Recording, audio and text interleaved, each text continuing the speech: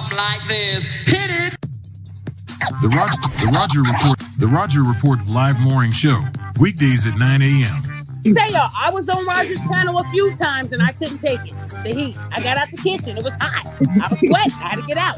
He's Roger, and he's right. Check this out.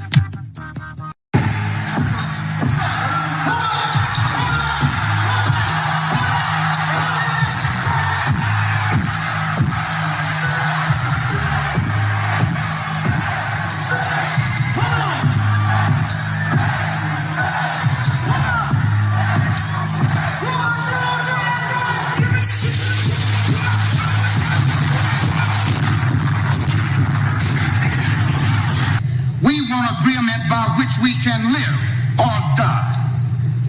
You choose. I have spoken to you a lot of times in hatred and anger, and you have not heard me. Well, you had better hear me today. If you won't listen to me when I make an appeal for the Negroes because you have no concern for the Negroes, listen to me when I make an appeal for America. You claim you love America. Well, we love America. But you are driving us back and you are making a Samson out of us, and we are going to pull down the pillar. And then you think we have no right to ask for something? Is it too much to ask you to grant us human dignity? Should we be put down and shot to death for this request? If so, you can aim your guns. What the hell do you think we care about dying if you're going to deny us the right to live?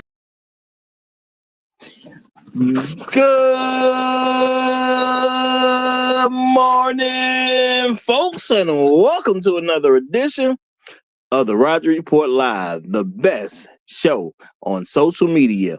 If you are new to the channel, go ahead and take a moment out to hit that like button, because this is where you're going to find the best content on social media.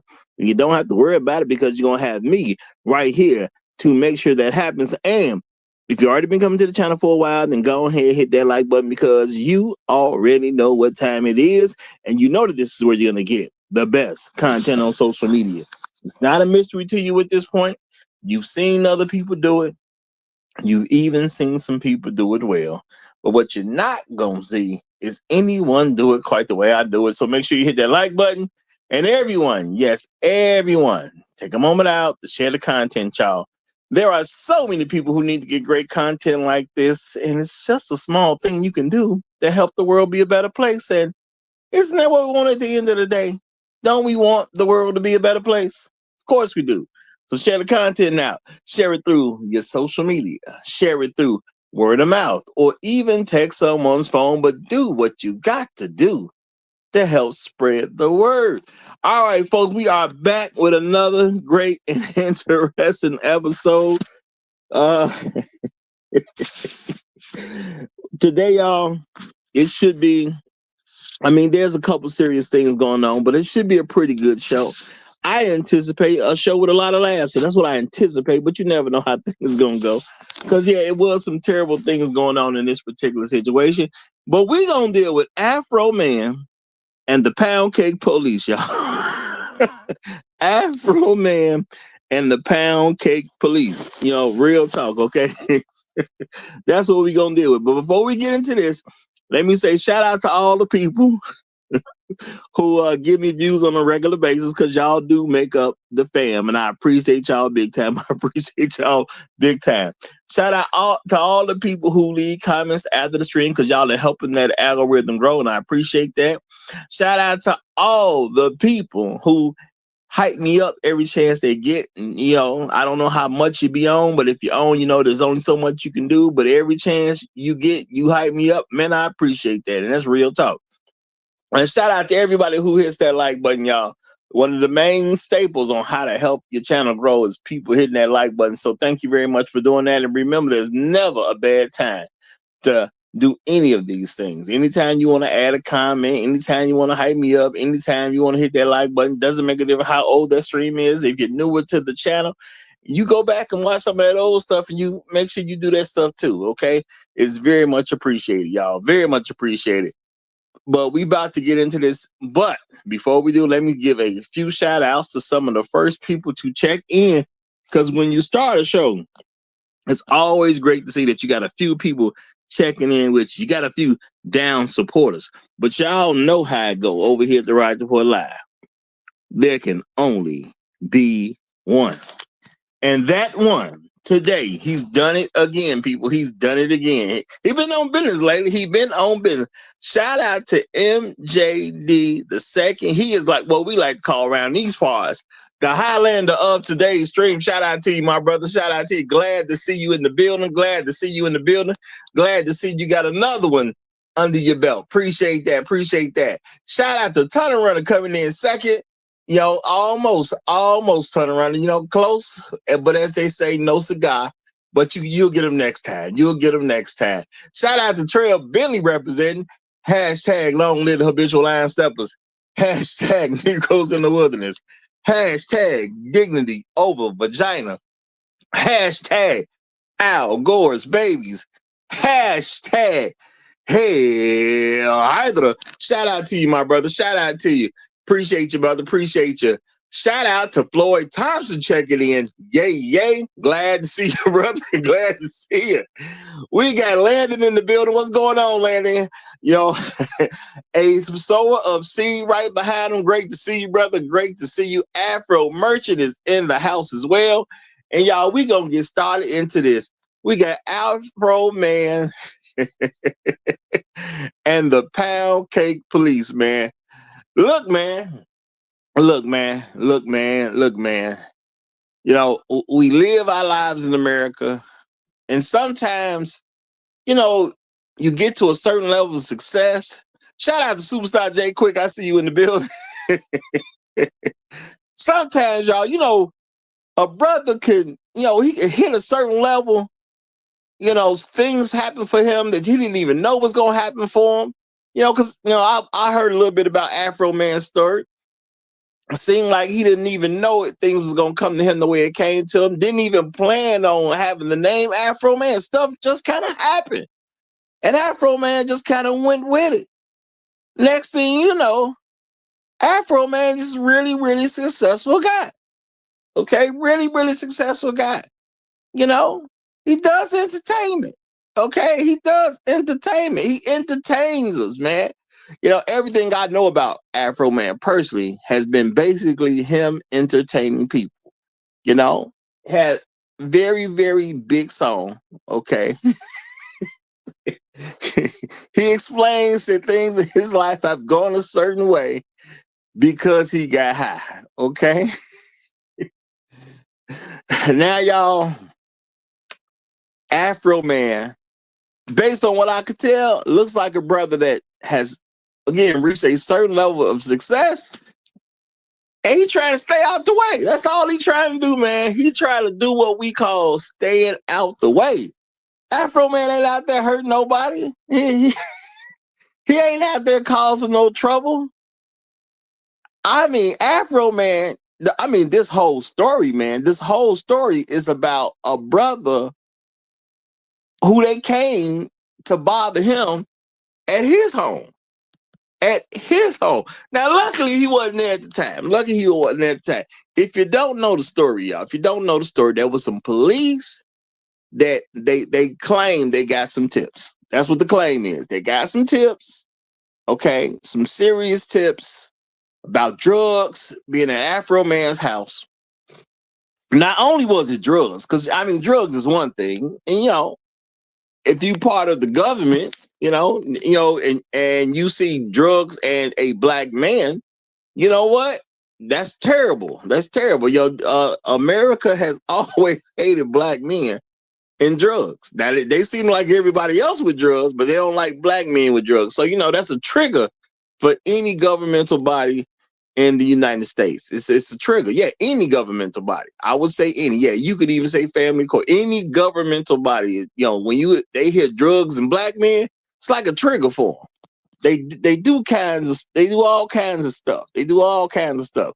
So they done heard drugs and it's a nigga's house. Cause y'all know how they see us, y'all. And I only say that to just, emphasize how they see us. This is how they choose to see us. Cause they don't see Afroman as a man. They heard drugs and nigga. It's some drugs at that nigga's house. Okay. Drugs at that nigga's house. Okay. And we got to do something. Cause even though we understand Afroman has made a lot of money, okay, in the music industry, entertaining folks, when they say drugs and nigga, it's got to be true. That's the attitude toward it. It's got to be true. We got to go see about this drugs at this nigga's house. And y'all, do y'all know they put some extra sauce on this one? They put some extra sauce on. Now, when you say the police went to his house, quote unquote, raided his house because they were searching for drugs, a lot of time people gonna just accept that like, hey, no big deal. Them niggas are all about drugs. That's a reasonable misunderstanding. Okay. It's a reasonable misunderstanding. Anybody can have drugs, and we got to make sure them niggas ain't got no drugs. They don't know how to just do drugs and be okay. Okay. Yeah. Now, if they was white folks and they had drugs, we know they just gonna party. That's how the white folks see it. If it was white folks that had some drugs, they just gonna party. That's all. They, you got some drugs. Maybe you got a boat in the mix somewhere. We gonna go out on the boat or go out on the yacht, depending on the level of wealth, and we gonna party. That's what we gonna do. We gonna party. Okay. So y'all, drugs wasn't enough this time. Okay. Drugs wasn't enough this time. Even though the man, even in the song, he talked about smoking weed, drugs is not enough. Drugs is not enough. You know what they had to do to it, y'all, to put that special sauce on it? They say the man done kidnapped some people. Okay? So it done went from just drugs to hostages now. Now we got hostages. Afroman was accused of kidnapping people. He got hostages. So no. Now, see, in any other case, if it's just drugs, maybe we talk about it. Maybe we have a few discussions. Maybe we try to weigh evidence and see what's popping off. Maybe we stake the place out for a while and see what's going down. Okay. But no, this ain't just drugs. This ain't just drugs. And this is all what they claim happened behind some anonymous tip, y'all. This is what they claim happened behind some anonymous tip. So it ain't just drugs. It's about the safety now, because folks done got kidnapped. So they can't ignore it. Okay? They cannot just ignore this situation. Okay? They just can't ignore it because people's lives are at stake, man. You don't know what can happen to a person that's kidnapped. All right? Now, not only was the people kidnapped, not only were they kidnapped, that wasn't enough. That wasn't enough. They didn't put drugs on the man's property through a tip. They didn't say he kidnapping folks through a tip. Y'all know what they say? Now, I don't know how you would know this, okay? I don't know how you would know this. But they say it wasn't just people getting kidnapped. The people that were getting kidnapped was held in the dungeons, man. Yes, y'all. That's what the report, that's what they reported. That somebody tipped them off. He was holding hostages in a dungeon. Okay, a dungeon. All right, not in a room. They didn't say it was a spare bedroom that the hostage was locked up in and there's some bars on the window so they can't get out. That ain't what they said, man. They said that man got a dungeon. Okay? He got a dungeon in the basement, man. In the basement. And this, decent neighborhood. I mean, this Afroman, he ain't gonna live in just a bummy neighborhood. The man done made some money. Very successful man. And I'm gonna keep reiterating that. This is a very successful man. So he couldn't just get kidnap folks and then put them in the room, throw some bars up so they can't get out the window. No, He got a dungeon. Okay. Now, I don't know about y'all. Okay. But when I think about history, I ain't gonna say it ain't never, ever, ever happened. It's been a lot of people that's been alive before we were alive, y'all. A lot of people have been alive before we have been alive. There's been a lot of different living situations. There's been a lot of people who've been punished in different ways. There's been a lot of people who were taken capture. Okay, they would take care. And you know what? Let me do this real quick because I'm having too much fun already, y'all. I'm having too much fun. What I didn't do, I gotta do this, y'all. Shout out to Gold P, y'all. Shout out to Gold P. Gold P hit me with a cash app yesterday, and Gold P, I appreciate you, brother. And you know what I did to my main man, Gold P? I made Gold P the sponsor of today's stream because I appreciate that, brother. He's been a great, strong supporter for a long time. So shout out to Gold P. I want to make sure I show him his proper love. Shout out to you, Gold P. Appreciate that cash app, my brother. Appreciate that. And I made you the sponsor of today's stream because I appreciate you, brother. That's real talk. You know what I'm saying? I know we laugh and we joke, but ain't nothing but love between us. You know what I'm saying? Ain't nothing but love between us. Shout out to you, brother. You've been a great supporter, and I appreciate you. Real talk, okay? Real talk. All right? Now, as I was saying, and Bronk, I seen you. I'm going to read that in a second. I'm going to read it in a second, bro. Y'all, history, time. Okay? I done heard a lot of things in history. A lot of time has been recorded at this particular point. You know what do not come to mind? I'm going to tell you what don't come to mind. What does not come to mind to me is a black man with a dungeon. Okay, I don't even remember a story that included some black man in a dungeon. I don't even remember that story. Were there any black Caesars? Was there some black Caesars going on? Maybe there was some black Caesars that I don't know about because I thought the Caesars was, folks from the Roman Empire, whatever the case is. I ain't saying it never happened. Y'all, it's a lot of history. I can't say I know all of it. But I ain't never heard of no black man, with a dungeon. Okay, I ain't gonna say it ain't never happened, but I ain't never heard of no black man with a dungeon. But according to Tips, this man got all the drugs and he got all the dungeons, okay? So not only are we kidnapping people, okay, which is not even so. Yeah, I mean, how many times have you ever heard of a black man kidnapping somebody? That's kind of crazy in itself too. Again, I ain't gonna say it ain't never happened. But what black man out here just kidnapping people, man? Okay, now I'll give you this. I bet you if you see a black man who kidnapped somebody, I bet you it was his own child. You might come up with that. And black man ain't even too quick to do that.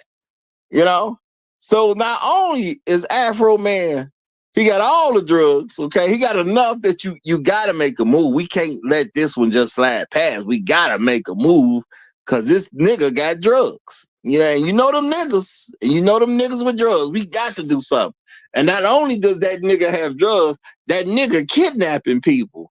Again, some black men just ain't even known for. All right? Black man ain't known for kidnapping people. And not only is that nigga kidnapping people and bringing them to the house with all these drugs, I guess he gonna force the people that's kidnapped to take the drugs. I guess that's what the plan is.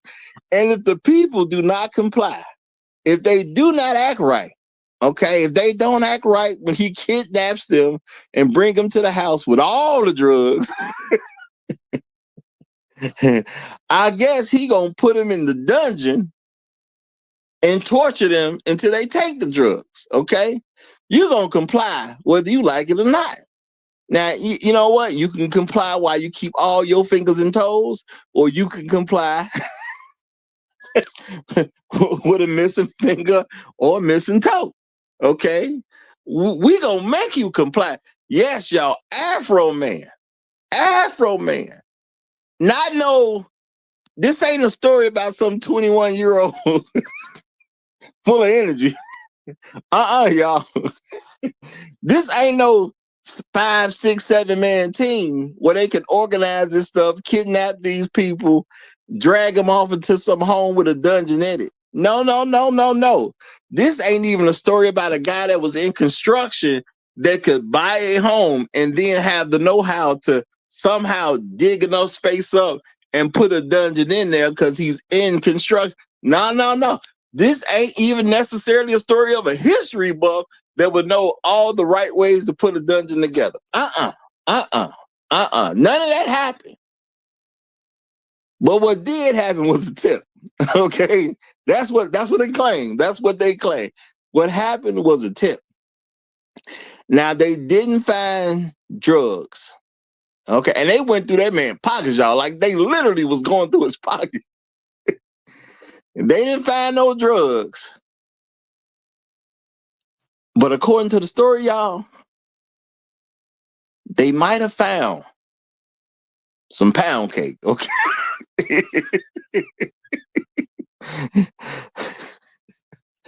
That great police department. They didn't find the drugs. They didn't find any bodies. Okay. They didn't find any kidnap victims. But some pound cake was spotted. Okay. Okay. Some pound cake was spotted. Okay. All right. So, I mean, it is what it is, man. It is what it is. And it wasn't just any pound cake, y'all. It wasn't just any pound cake. They saw his mama's pound cake, man. Can you imagine being a very successful black man? And you just trying to quote unquote stay out the way? You ain't causing no fuss. You ain't causing no muss. You done made your money and you kind of off to the side. You done went and bought a home. You're not even in no quote unquote Hollywood type of spot. Y'all, they say this is happening in Ohio. Okay. In Ohio, man. This ain't no major city where all the tourists fly in. You know, no, this Ohio. All right. They said everything but hi to this brother. And they done mess around. And I don't know, maybe for evidence purposes. Maybe they had to check the pound cake for drugs. Maybe that's what it was. They wanted to check the pound cake for drugs. Maybe something like that was going on. But let me see what Brunk said, y'all. Let me see what Brunk said. Shout out to you, Brunk, and I appreciate the super chat, my brother. He said, for the record, there were no kidnapping victims found that there were no kidnapping victims found in that man's suit pockets. Or CDs. Apparently, one of the members of the rescue party was about $400 short on their rent, though. Shout out to Brunk, man. Shout out to you, Brunk. You know what? And I appreciate that, Brunk, because, I mean, that's something that needs to be known, y'all. Because they thoroughly went through his pockets to make sure that there were no kidnapped victims, I guess, relocated. You know what I'm saying? I guess their theory is somehow Afroman got tipped off about the raid and he relocated the people out the dungeon. And he put them in suit pockets, okay? You know, maybe that's what happened, okay? Maybe that's what happened. Now, y'all, fortunately, Afroman, his lady, and his 2 kids were not there at the time of the shenanigans, okay? I don't even know if I should really call this a raid. I'm going to say there definitely was some shenanigans going on, okay? There definitely was some shenanigans going on, okay? Now, according to Afroman, a little money came up missing, okay? Little money came up missing, all right? So I guess they thought it was drug money. I guess they thought it was drug money, okay? And you know what, dog? You know what I really believe, y'all? You know what I really believe? I think the most hurtful part of this whole situation Okay, because Afroman's a cool guy. Okay, you don't hear about Afroman getting upset. You don't hear about Afroman, out there quote unquote toting the steel. Now I can't tell you I listen to his whole music catalog or anything like that, but everything I know about Afroman, he be on some cool stuff. Okay, he be on some cool stuff, or he be on some let's get high stuff. Okay, just talking about weed. Just talking about weed. I don't even know if Afroman mess with anything beyond weed. Okay, I've never heard of him doing or promoting anything beyond weed.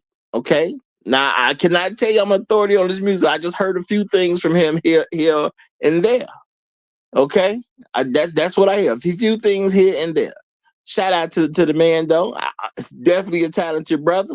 Okay, y'all. I slid in one of the videos at the last minute, y'all. I should have did it earlier. I don't know why I didn't do it last night, but I slid at least one of the videos in. And you know what?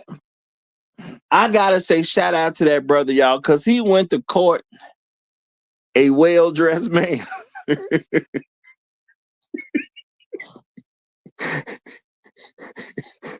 He went to court a well-dressed man, y'all. Okay, same get up that he used in the video. That man showed up to court in it. He showed up to court in the same outfit. Yo, he's just an American trying to live the American dream, man. That's all he's trying to do. He's just trying to be an American living the American dream. Okay. Now, I know I dropped the link in there, y'all. I know it was slightly long, about 30 minutes. But I think it tells a good story and a good basis on how the facts came about in this situation. Because, first of all, we got to deal with why this man in court, y'all? Why is Afroman in court? Because when they went after him, they ain't find nothing. Okay? They didn't find anything. Did they find any drugs? No, they did not. Did they find anybody that was kidnapped? No, they did not.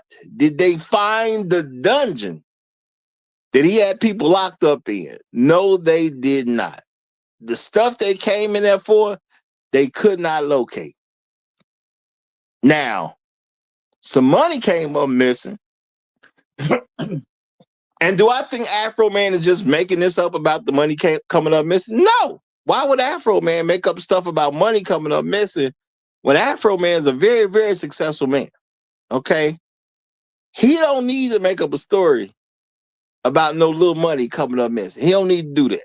Okay? This is not who the man is. He's a very successful brother. Okay? All right? And you know what? Why I have to believe him, y'all? I'm gonna tell you why I got to believe Afroman.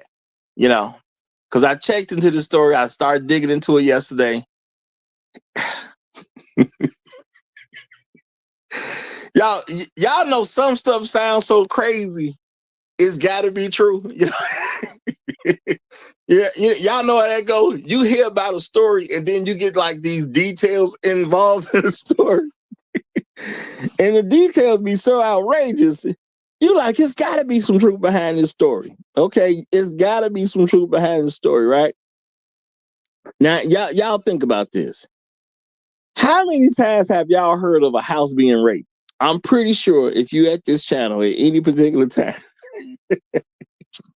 if you hear in the year of our Lord, 2026, in the year of our Lord, how many times have you heard about people being raided for whatever reason? Okay. I'm gonna tell you how I knew this had to be true, y'all. When they say the pound cake was missing,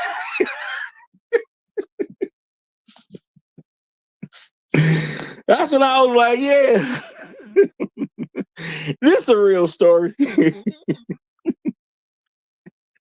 Because I done heard about raids, y'all. I done heard about property being taken. I've heard that people have had some stuff go missing during the raid. But I would tell you, man, what I ain't never heard about during the raid was the pound cake go missing.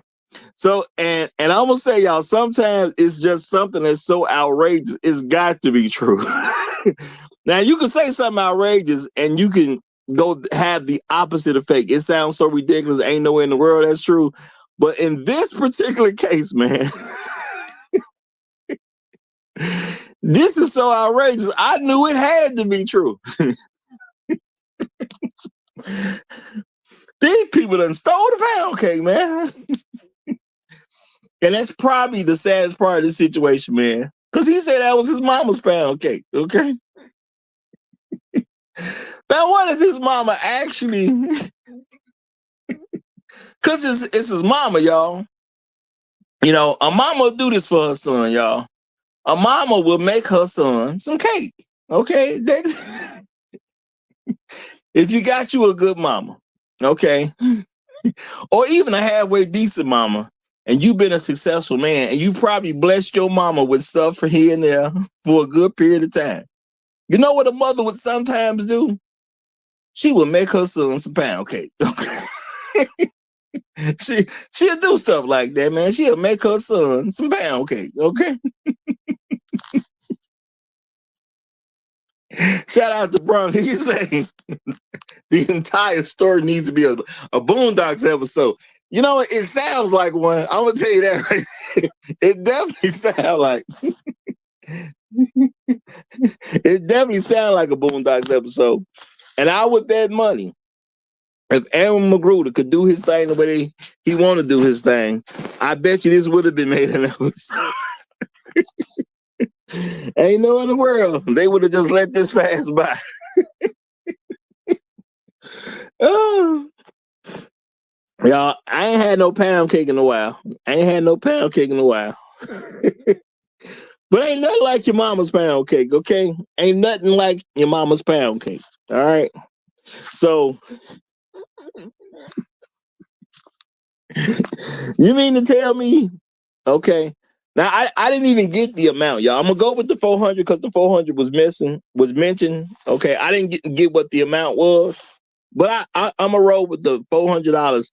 Not saying it's 100% true, y'all, because I don't like to give false narratives, but I'm gonna accept that as the number that came up missing. Because I totally, you know, I don't remember hearing the amount of money that was taken. I'm gonna say that I don't remember hearing the amount of money that was taken when I was looking at this stuff. I did hear that the money came up missing, but I just don't remember the amount that was mentioned with all the different stuff I looked at. Okay. But I'm going to say this, y'all. If you take the pound cake, you take $400, man. That's what I'm going to say. If you would steal the pound cake, you would take $400. Let's be real about that. But I'm gonna slow down real quick. I'm gonna let my brother get in here. We got Snow on top of Snow has come up, and we're gonna let him get an opening statement in. You got it, my brother. You got it. We got an interesting story here. You can start where you like from this situation here. You know, this situation. Okay, where you want to begin with this? Happy Wednesday to everybody. We're here to chill and we're here to have fun. Because, you know, we're just a bunch of free Negroes, right? We're free Negroes. We're supposed to enjoy ourselves, right? We are owed the American dream. And what is the American dream? If I cannot have a beautiful snow queen with a fat pound of cake and do a few lines of poetry. Yeah. What is freedom if I can do that? What is freedom if I can have some French in my mouth with a side of watermelon, some thick ties, dipped in baby oil, and some tandoori in my mouth? What is freedom if I can get that? Yeah. What is freedom if I have to worry about police crashing my party because I had 80 women on payroll? You know, I shouldn't have to worry about that. What is the point of me outworking 99.9% of all you dusty Negroes, working myself to an early grave, if I cannot go home to 80 women who are lined up? Hmm? What is freedom if I can get that? What is freedom if I cannot slip some good coke in a pink woman's booty hole? If I can do that, is this even the American dream? Yeah, I know. You got the Rari in the garage. You got the Rolly. You got the slow Maybach truck collecting dust. You can't have all that.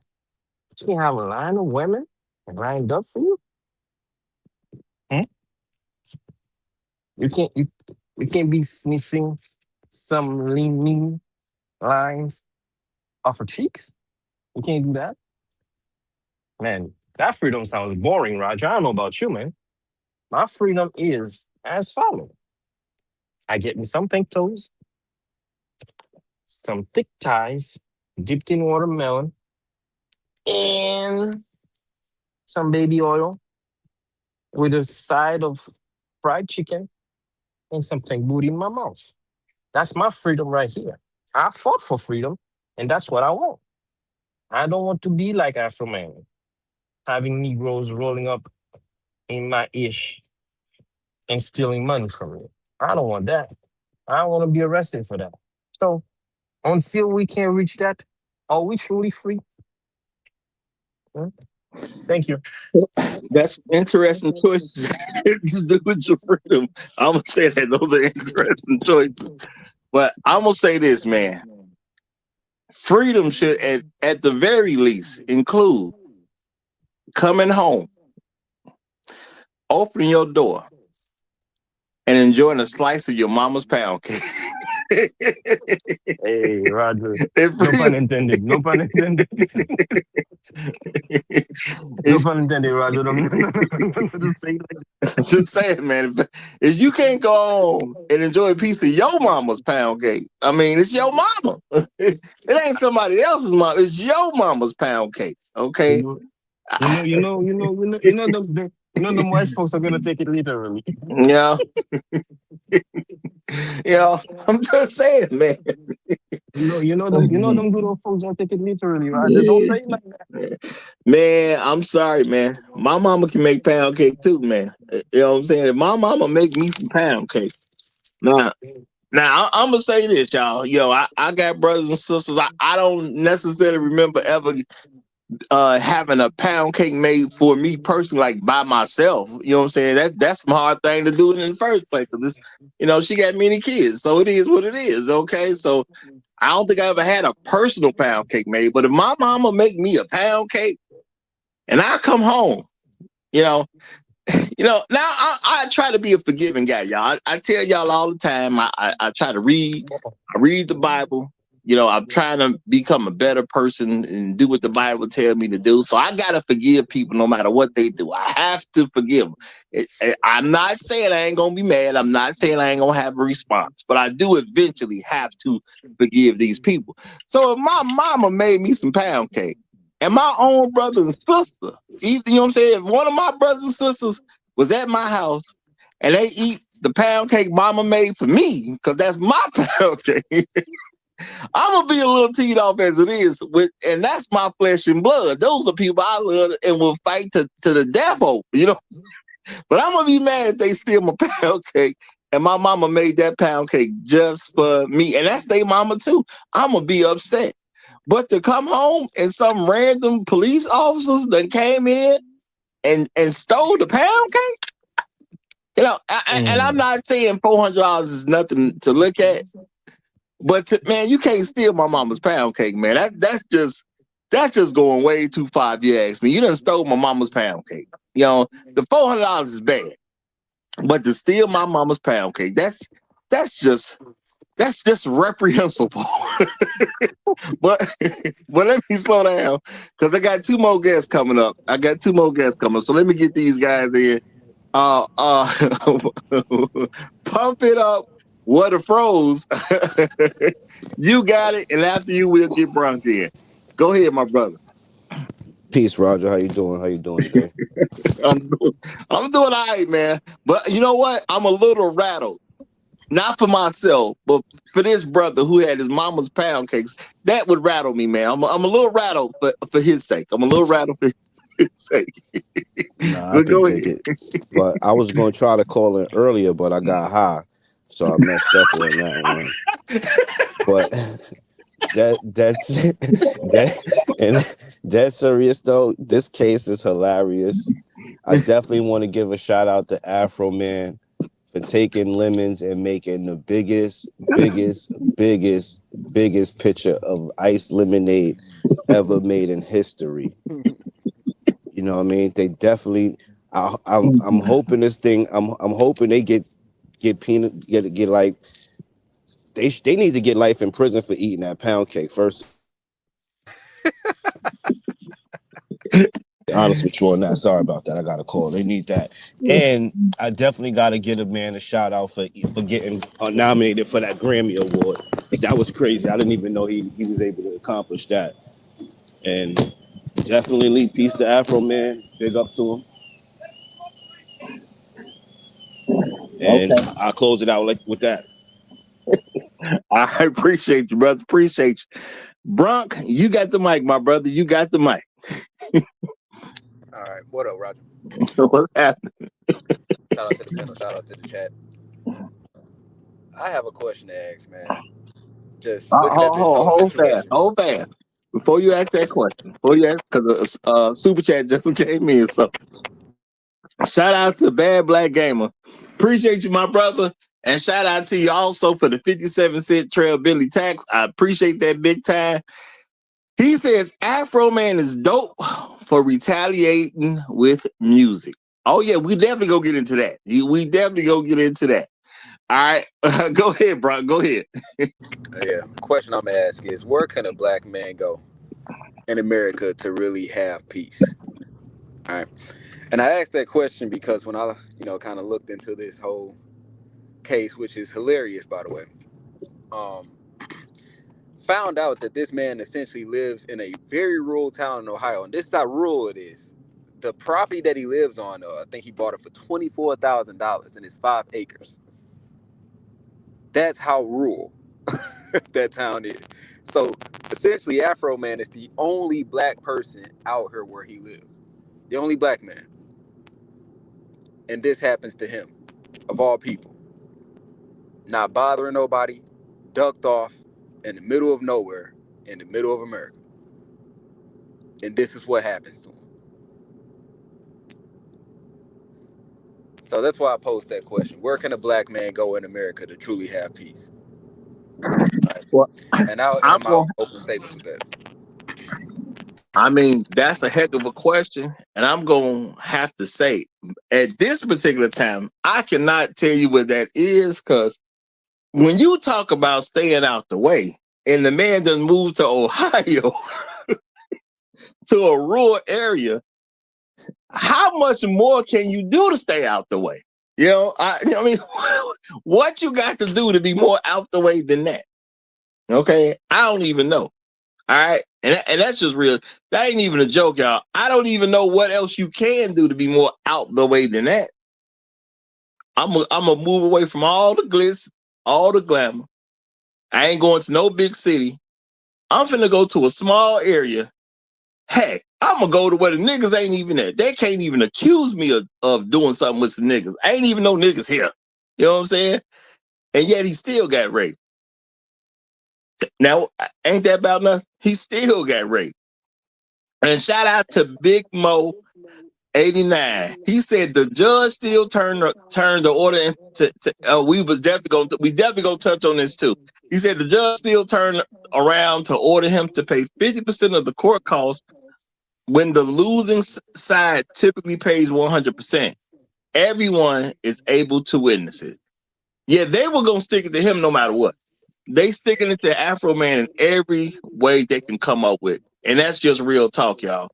And again, y'all, I don't even know how you can be more out the way than being the lone black man in the area, not bothering nobody. Okay. he ain't always at the neighbor's house. There's no story about Afroman is in the downtown area causing problems. The man just trying to live by himself with his own family. You know, they said he got a wife and I believe 2 kids. The man just trying to be by himself. What more you want from him, man? What more do you want from him? So, you know, I don't think there is a place in America at this particular point. And I think this story just kind of proves that there is no place in America where they're just going to leave a black man alone.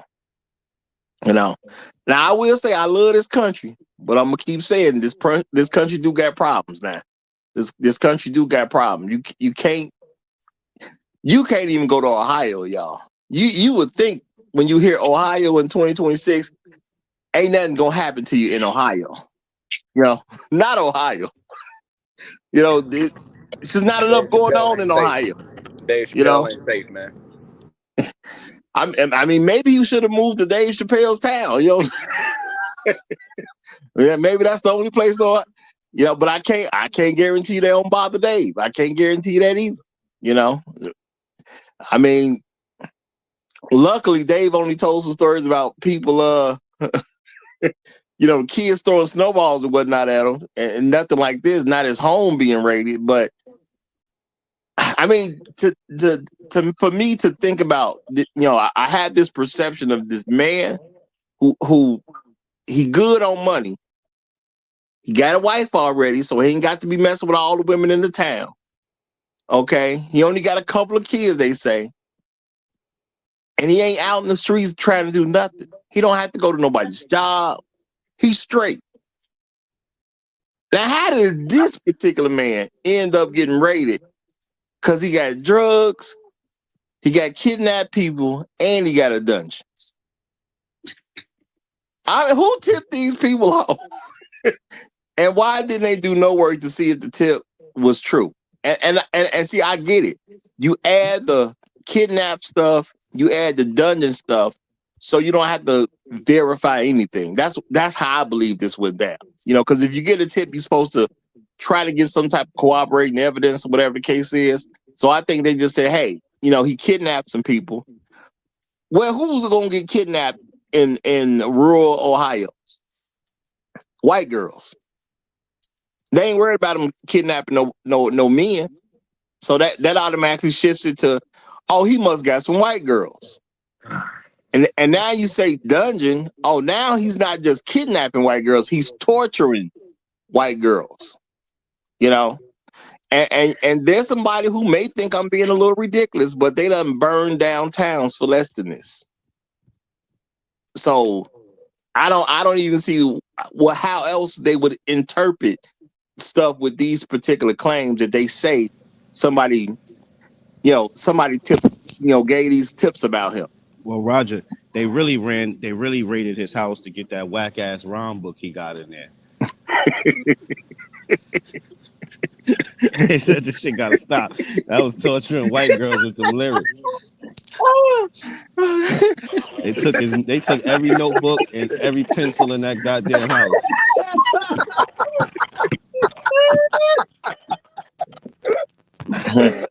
Well, nah, shout out to Afroman though. Shout out to Afroman. I'm gonna say this. I don't think Afroman's gonna ever be accused of being the greatest rapper. But he has made his way. He has. Hey, look. You do gotta respect Afroman though. You really do. Like, he's not one of those rappers that actually had to be great. He never had to be a great lyricist. Like, it's just what he brought to the game itself. He was able to take something so simple, right, and like do something with it.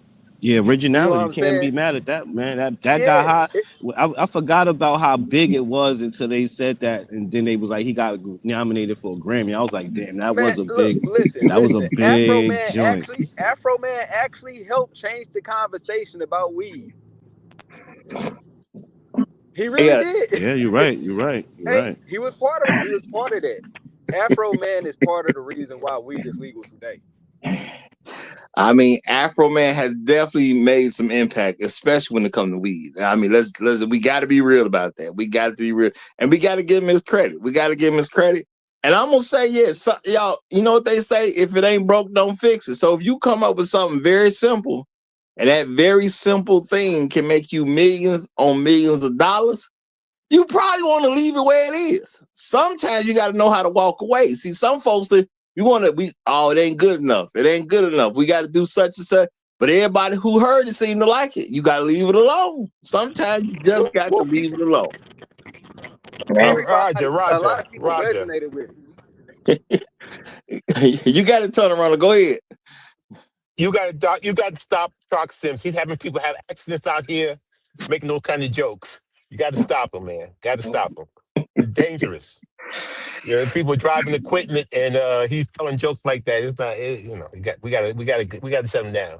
I mean, I don't know what to do because this man had his house raided, man. So, I mean, it's a random tip, they say. Random tip, okay?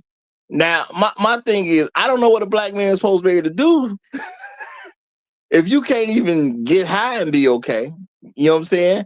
You can't just live your life with your family and be okay. I mean, number one, y'all, let me say this. I'm glad he wasn't at home. Okay, that's real talk. I'm glad he wasn't at home. I'm glad his wife wasn't there.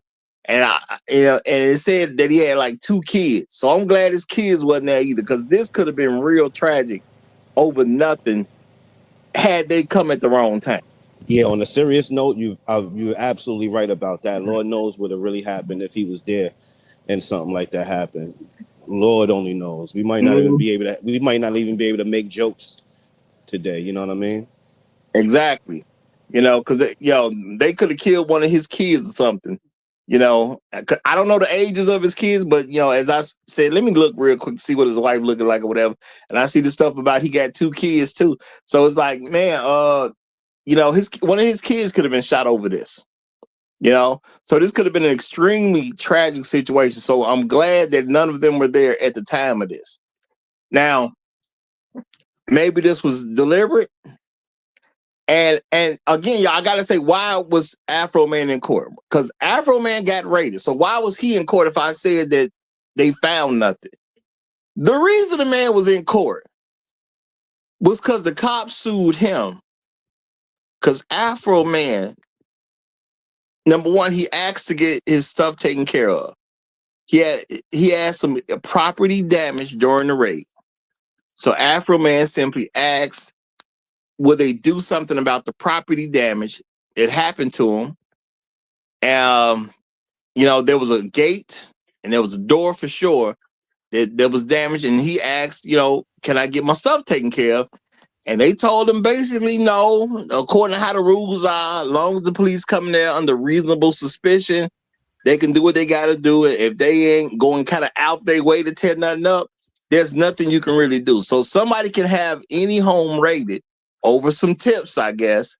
The police can come tear your stuff up and you have no legal recourse to get any of this stuff taken care of, because Afroman checked into it. But he kept being told that there was no legal recourse he has available to get them to pay for his property.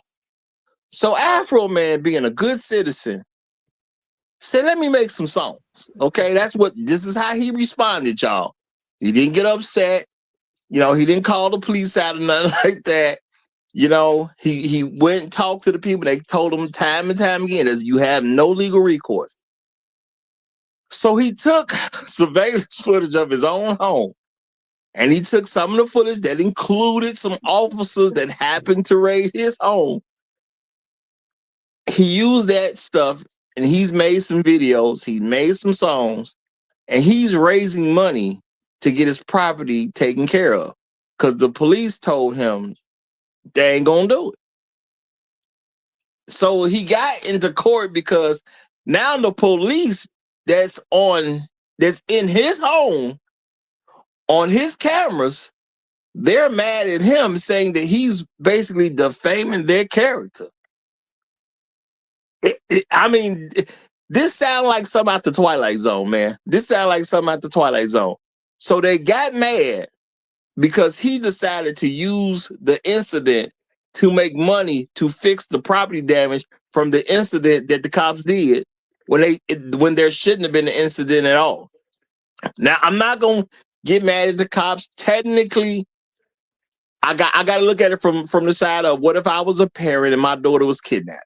Yes, I want somebody to go, if there's some reasonable information that this person has my daughter trapped in a dungeon because they were kidnapped, as outrageous as that would sound, even if they said it was a black man, if I'm a parent, I would want you to go check. So I do get that.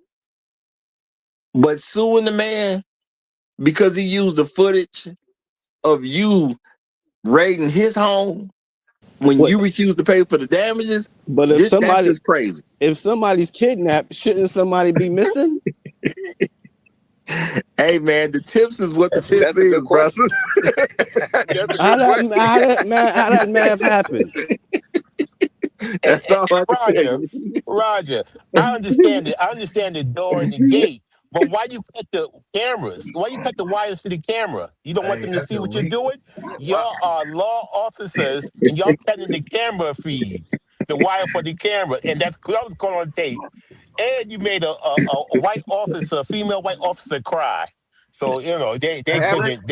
Everybody in support of Afroman, he that was a actually big has a problem. song asking the same question. It's Hey, that called was Lick 'em "Why Did You Lisa. You Turn gotta My get her Camera name On?" right. Right. What Yeah, is it? Lick Lick 'em low, Lisa, Lisa? yeah. Lick 'em low, Lisa? Yeah. But that's Yeah, put he some. made her cry, man. Oh Now, man, the Hey, judge was Afroman asked brutal, that same man. hold question on, though. real Y'all quick, ain't y'all. Y'all, my bad. Yeah, real quick, because I got to give it to you, Create. I got to give it to you for an opening statement. But let me say this right now, for legal purposes, y'all. Here at the Roger Report Live, we are doing a show with plenty of satire in it today.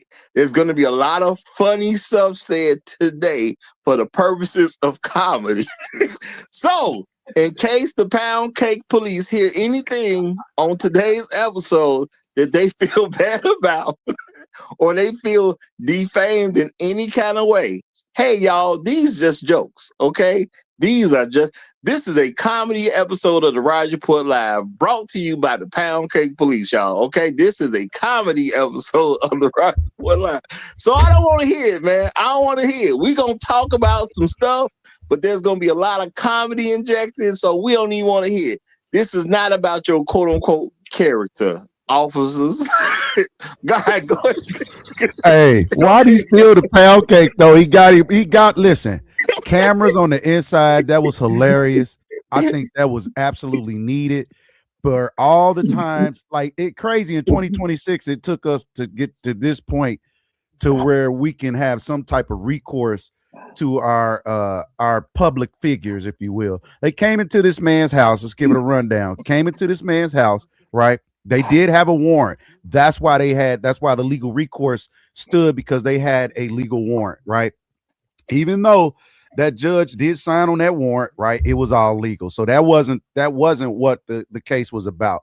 The case was about the fact that Afroman had not just the video of these people, but he was making money from them, right? He's making money from their pain. He's making money from that mistake. And so now, instead of, hey, y'all had to do was really leave me alone, because I'm freaking one of your wives. I didn't pull one of your ex-wives, right? She's my wife now. And if y'all seen the video, she's participating in the videos, right? Yeah. That he's doing. So he said, oh man, it gets deep, bro. I mean, to the point to where when they had that woman on stage crying for at least a half hour, bro, at least 30 minutes, I mean, bawling, and the judge wouldn't come in and save her. His attorney, Afroman's attorney, was like, okay, it's fair enough, right? That's enough, because he had a heart. Hey, nobody else in there said, no, stop. Nope, don't stop it, because they have to get it on record. This is what they suing for, right? They suing for he's defaming their character. They suing for he's claiming that they stole money, which they did. He got it on camera, right? And so we have to get all of this on record. Oh my God. And she lucky cameras. She don't get a federal case for cutting them wires. Thank God he had cameras, man. Man, thank God he had cameras, and a sense of humor, right? I think more than anything, it was a sense of humor. And I don't think this was meant, it wasn't meant for him to I guess, to get to this point. But this is Afroman. This is what he do. He creates songs, right? Forget how quality the songs are. I think he was just really wanting to get the information out there, and he absolutely did that. He has a strong fan base. I put him in comparison with like Devin the Dude, right? Where Devin the Dude is not popular, but those of us who know Devin the Dude, we going to see him. He's got a strong fan base, you know, maybe not quite like some others, but he's got a rabid fan base. So when he performs these new songs. And now guess what? His fan base knows all these new songs. They know the plight that he's going through, and they absolutely support him 100%. So now you got this army contacting the police department. You got this army making videos about Officer Pound Cake, who on video stole a piece of pound cake. Like literally. Yo, you seen how he looked at that pound cake? He said, "Oh man, shit. like, oh my Look God." He said, "That's glistening right there." Y'all go ahead, man. I'm Is that the drizzle on it? Is that the drizzle? Oh man. First of all, since you say go ahead, first of all, I want to say something about the lack of professionalism that was involved for you to be literally raiding a home because there are drugs, kidnapped victims, and somebody possibly being tortured in a dungeon, and your priority turned to a piece of pound cake. That's just unprofessional, okay? He said, "Did you find any kidnapped victims in my shoes? Did you find any kidnapped victims in my CDs? I just want to know, did you find any kidnapped victims in my suit pocket?" Oh my goodness. I just want to say, y'all, how many times have we been on somebody's job and somebody told us ain't no eating while you at work? Okay, you gonna eat, you go to the lunchroom. You wait till your break to eat. You wait till your lunch break to eat. You go out of here and you eat. You do not eat. When you are at work, I don't care if you just a clerk at a grocery store. If you work in the register, you don't sit and eat while you work in the register. Okay? How you coming to that man's home? You're being a professional at this point. You're doing a raid of his home, and you're gonna stop to eat a piece of cake. Pretty serious. This is pretty serious accusation. So wait, I should be alert. I was at work. I was at work trying to watch the video. Did he cut the cake, or did he just put the hand in it and just grab a piece like on some gangster shit? No, he actually looked in the direction of the cake. I don't think he ate it. He said, "Burr?" But he stopped. He stopped and did a double take at the cake as they're in the process. Yeah, I seen the double take.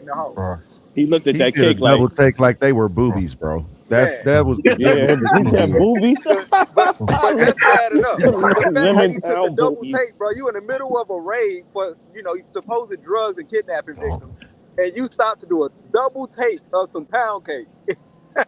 Well, in the police officer's defense, they said Afroman Mama Pound Cake is crack, so. And she got that crack. Shout out to Kiyogami. And I appreciate the trailability tax, my brother. He said, "Greens to all. Long live the habitual line steppers. Long live the lemon pound cake."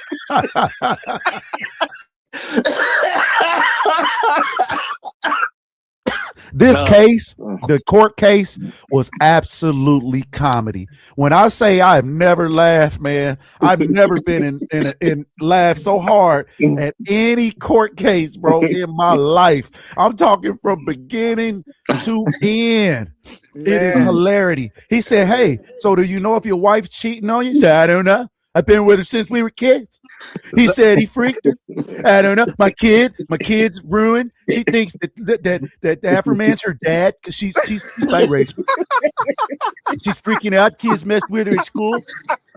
Oh man, I said, said I could not confirm nor deny. I cannot confirm or deny. This is my wife. I don't know what she's doing now. He got them all discombobulated, and to me that is the greatest comeback ever. Hey, his son now, Lemon Pound Cake son is on this same squad, right? So he got Lemon Pound Cake. Said, "Man, how you 20 years old and you already done lost all your hair?" What? He said the job. He said, "See, your job is stressing you out." So this is why son was suing. They wasn't suing other than they feelings were hurt. And I'm looking at it like, we can laugh, but this is really serious. What if something, like my wife said, what if something would have happened as a result of them running in there the way that they did? What if one of those kids really were hurt as a result of what these people did? What if he really went to jail, or, hey, he's got a gun? right? It wouldn't have been. She Yo, would have been up there, you you know, hey now. trying to Yo, the thing. prove it, right? Prove Yo, her point that what yo, she did was see though. justified. So her Yeah. crying is Yo, this is from my wife. yeah, She said see her though. crying them was Yeah, crocodile see though. tears.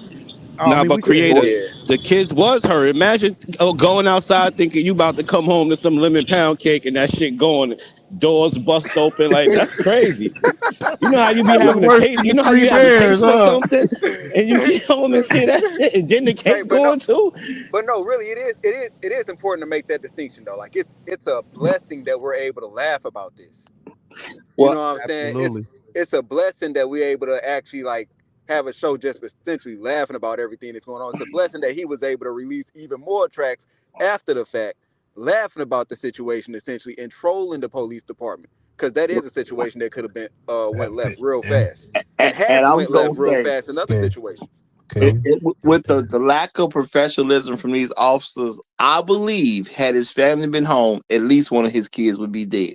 You know, okay, and I'm just saying that just from the lack of professionalism, the I fact that agree, man. you're it's a raid. In raids, people sometimes get shot. Guns go off during raids. For you to be distracted by a piece of cake instead of being a professional, this is terrible. And then the fact that y'all got so far into y'all feeling that y'all literally filed a lawsuit about this stuff. And Yeah. remember, 8 things were filed, y'all. 6 got thrown out immediately, but they filed on 8 different things. So these are people just as reaching as hard as they can reach to try to make something happen. And so that's why I say if his family would have been home, they'd have shot at least one of his kids. I She should have definitely got believe that. charges because No. cutting those cameras is really crazy to me. If anything would have happened, right, it would have been their word against his word. So thank God that he did have the cameras and they were recording before they discovered we need to cut these cameras. And he recorded them cutting the cameras. Now, y'all. So I need y'all to slow down for a second. Black Uru done came up, so I'm gonna let him get his opening statement in. Black Uru, you have the flow, my brother. You have the flow. Hey, Roger, thanks for having me. I hope you and the gentlemen of the panel, folks in the public chat, are doing well. I feel like I'm compelled to get this out.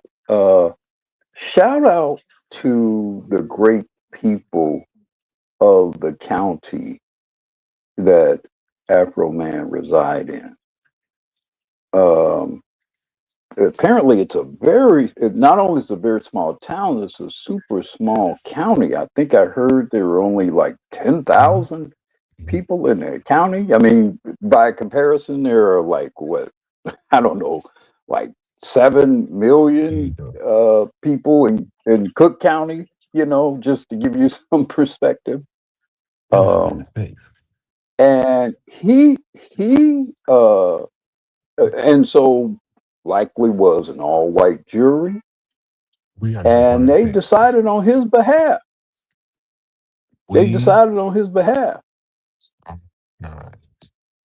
I'm hearing someone else talking. Yeah, y'all mute so up. Everybody mute up.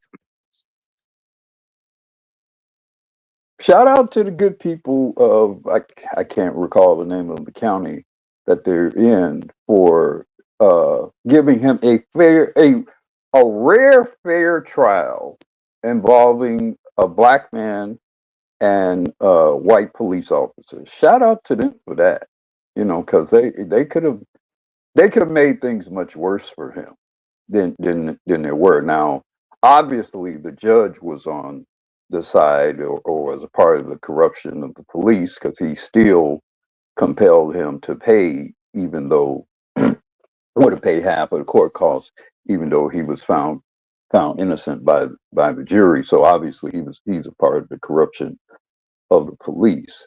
And I mean, I am impressed by Afroman in so many ways. Just his comportment, his obvious knowledge of the law and of fairness and order and what his rights are as a citizen.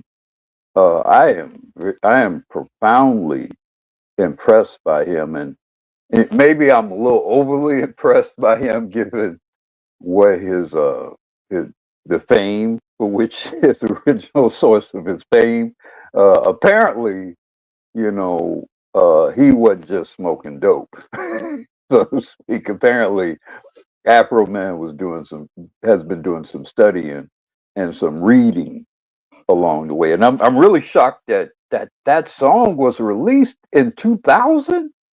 It's been 26 years since that. Wow. I'm stunned by that.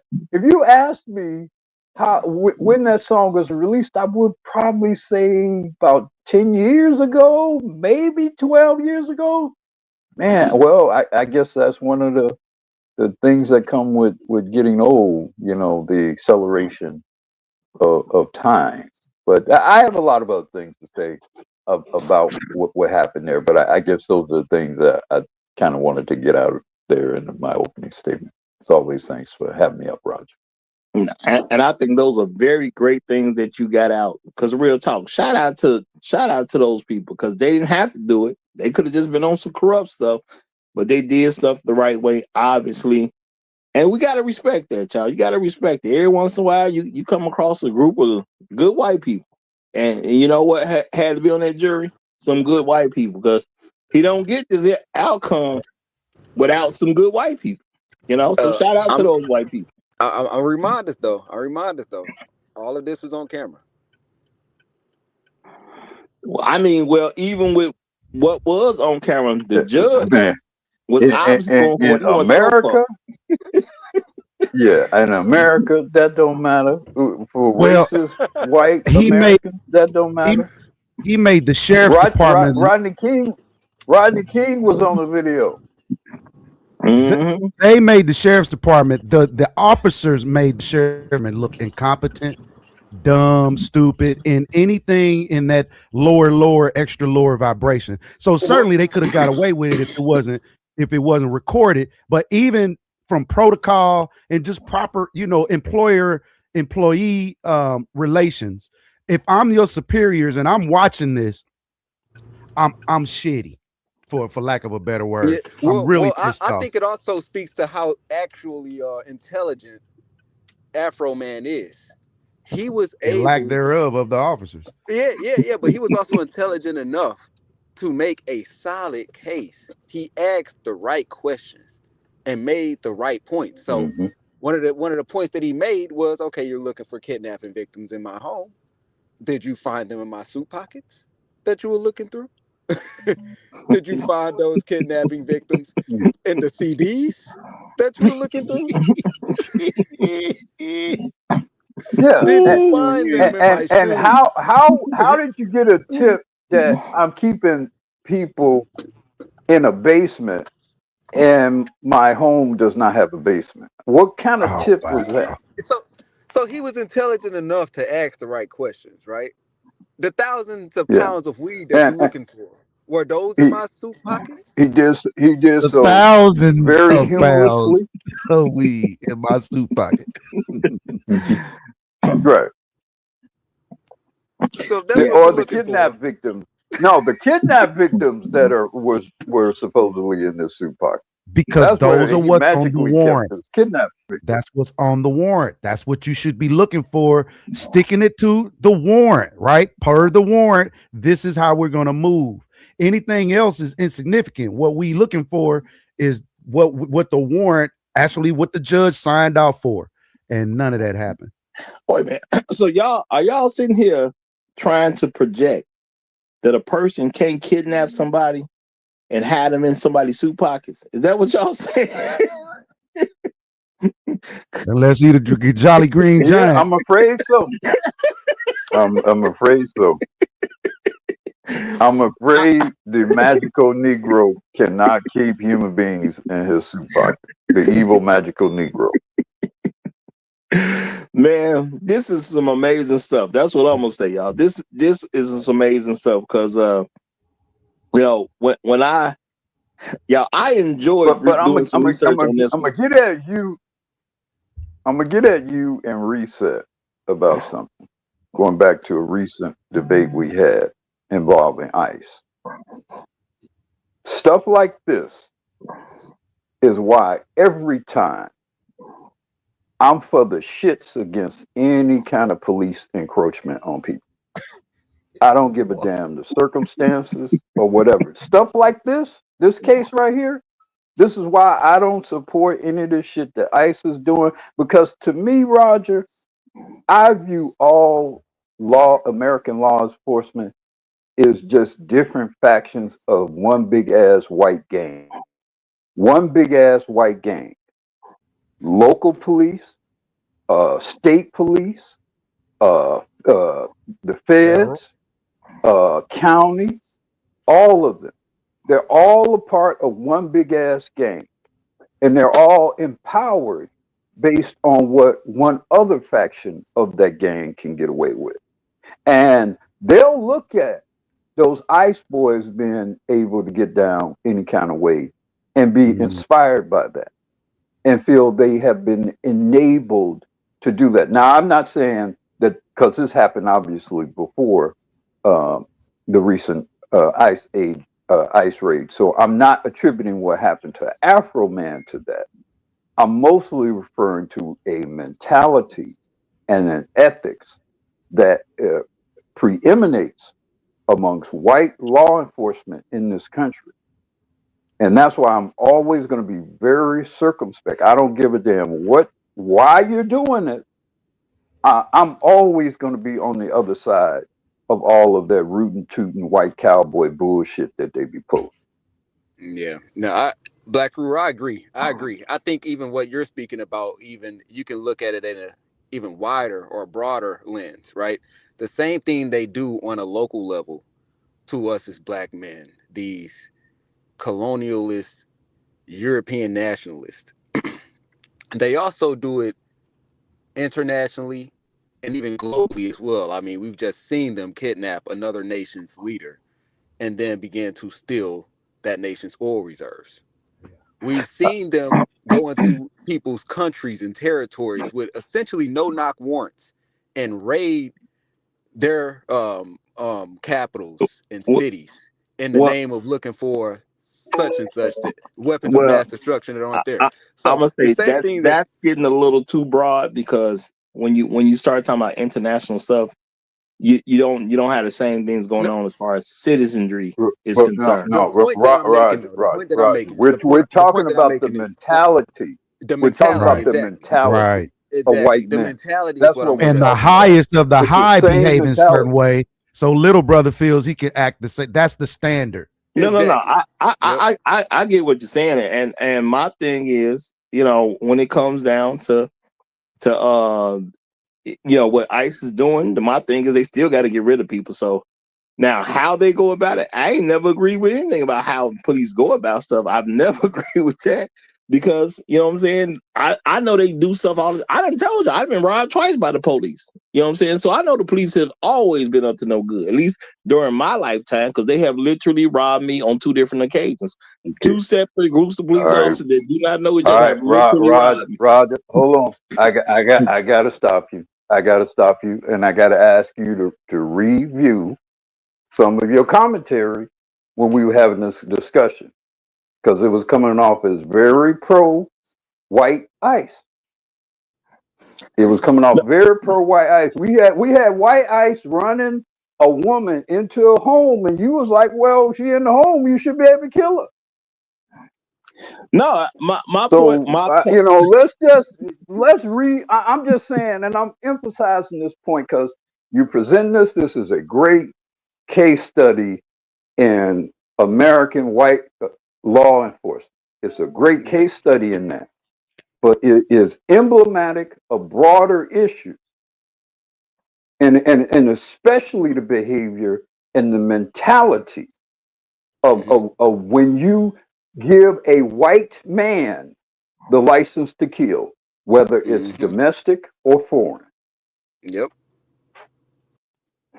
No, I get what you're saying on that note, and my thing is at the end of the day, everybody got to be held responsible for what they supposed to be held responsible for. So, I mean, eventually somebody just gonna shoot some ICE officers that's playing around, and then they gonna know what time it is, And my thing is that probably should happen sooner rather than later, So I ain't pro them. I'm pro everybody having to act right. You Yeah. know, it But is the what it but the is to point me. but the point I'm trying to drive home is this. The same way that the mindset that these people have, the fish thinks from the head down. So we can see broader examples of that, but this is a perfect example of what they're doing on a very local level that's reaching us as black men. So Well, that's the well, point I'm I'm gonna trying to say drive. in this particular case, I actually appreciate how Afroman is handling it because Afroman is setting the blueprint on what we can do to retaliate. Yeah. That's why I like this particular case because Exactly. That's his a precedent. retaliation is beautiful. You know what I'm saying? Because he's retaliating in a way that you still can't get him on anything for. So Right. I gotta say, Yeah. you know, shout out to him for that. Yeah, The the, absolutely. the fact that he's taking them coming to his home, disturbing his peace, you know, worrying about his pound cake, stealing his money, while they claiming, you know what I'm saying, these ridiculous claims, you know, like him having a dungeon. To me, that's a ridiculous claim for a home that has no basement at all. That's a very ridiculous claim. It's also a ridiculous claim for a black man to be like the only black man in town and then to say he's out here kidnapping people. That's a very, because black men ain't even known for kidnapping anybody. You know what I'm saying? So to say he's out That here was a hit, kidnapping people, Roger. That was a hit, brother. They went in. Everything about that whole thing was a hit. So that's why we haven't talked about that, but he knows it, right? I'm that type of guy. Anybody come in your house the way that they came in your house, that's how you're gonna look at it because they had zero justification for coming into this man and how they did it, right? They came in like Uru said, the standard had already been set on how we raid, right? It's a raid. It was supposed to have been a warrant. Even if you went civilly, you could have went civilly. You didn't even have to do all of that. But this to me was a raid, and they didn't realize that they were on camera.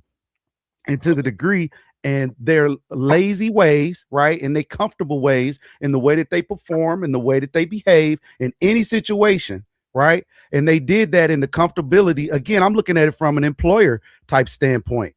This is how I leave you. I'm not watching you. So me as your superior, I'm looking at him. This is what you teaching your people. This is what then I'm going to the judge that signed off on the warrant. This is what you signing off on. This is your due diligence, the level of your due diligence. I'm looking at the whole county and I'm looking at it like, well, dang. And then the government got to come in. Well, this is what we funding. What are we doing here? Like literally on that level, not even, we could go to the black or the white, but that was a hit because if anything would have happened, there were no cameras. It would have been their word against whatever word was said and qualified immunity because there are no only cameras we got is they cameras. And in some cases, I think he said they cameras stopped working, right? In some instances, it cut off or cut out. Anytime it's a problem for them, their cameras clearly ain't going to be working. But I mean, it was a hit because at the end of the day, that's why I said they threw the kidnapping in there. That's to make it a hit. We got to think about it from a police perspective. If I go into a home where there's people there who literally have been kidnapped, one of the things I have to do is also rescue the hostages. And what do I have to do to rescue a hostage? More than likely, I got to kill somebody so I can rescue the hostage. Because if they got hostages, it stands to reason that they have guns. If they got guns, I can claim somebody picked one up and aimed it at me. They ain't got to shoot nothing. But as long as I can say they picked it up and aimed it at me, I got a justifiable kill on my hands. So they did go in there to kill them. Also, with the reason why, I mean, even if you did want to kill anybody, you're going to put the kidnapping on there because you have all the federal mandates associated with that particular activity. And so because of that, it enables you to get warrants much more easily than if it's just drugs or something else. You know, if you're just saying it's drugs or just, theft or something like that, the standard of evidence and whatever support are much higher to get that warrant. But when you say kidnapping, you have Violence Against Women Act, you have these federal mandates, these anti-trafficking federal mandates that kick in that turbocharge the policing actions of people of law enforcement, both local, state, and federal. So that's why you want to put the, even if you didn't want to hurt anybody, because there is some belief that they actually waited until there were no people. In fact, it was alluded to in the video you posted that it really was a theft, and they essentially waited because the wife and the kids were only like a few houses or whatever away from their home. So the thought is that they knew the house was empty. They knew he was a working and mildly successful entertainer, so he had money, right? So they waited till the house was clear. They used the kidnapping thing as a precept to authorize the warrant, and we just gonna go in and steal some shit. And the only reason it didn't work was because it was on camera, and so they knew, you could prove that they had taken the money. At least that's what was alluded to in the video.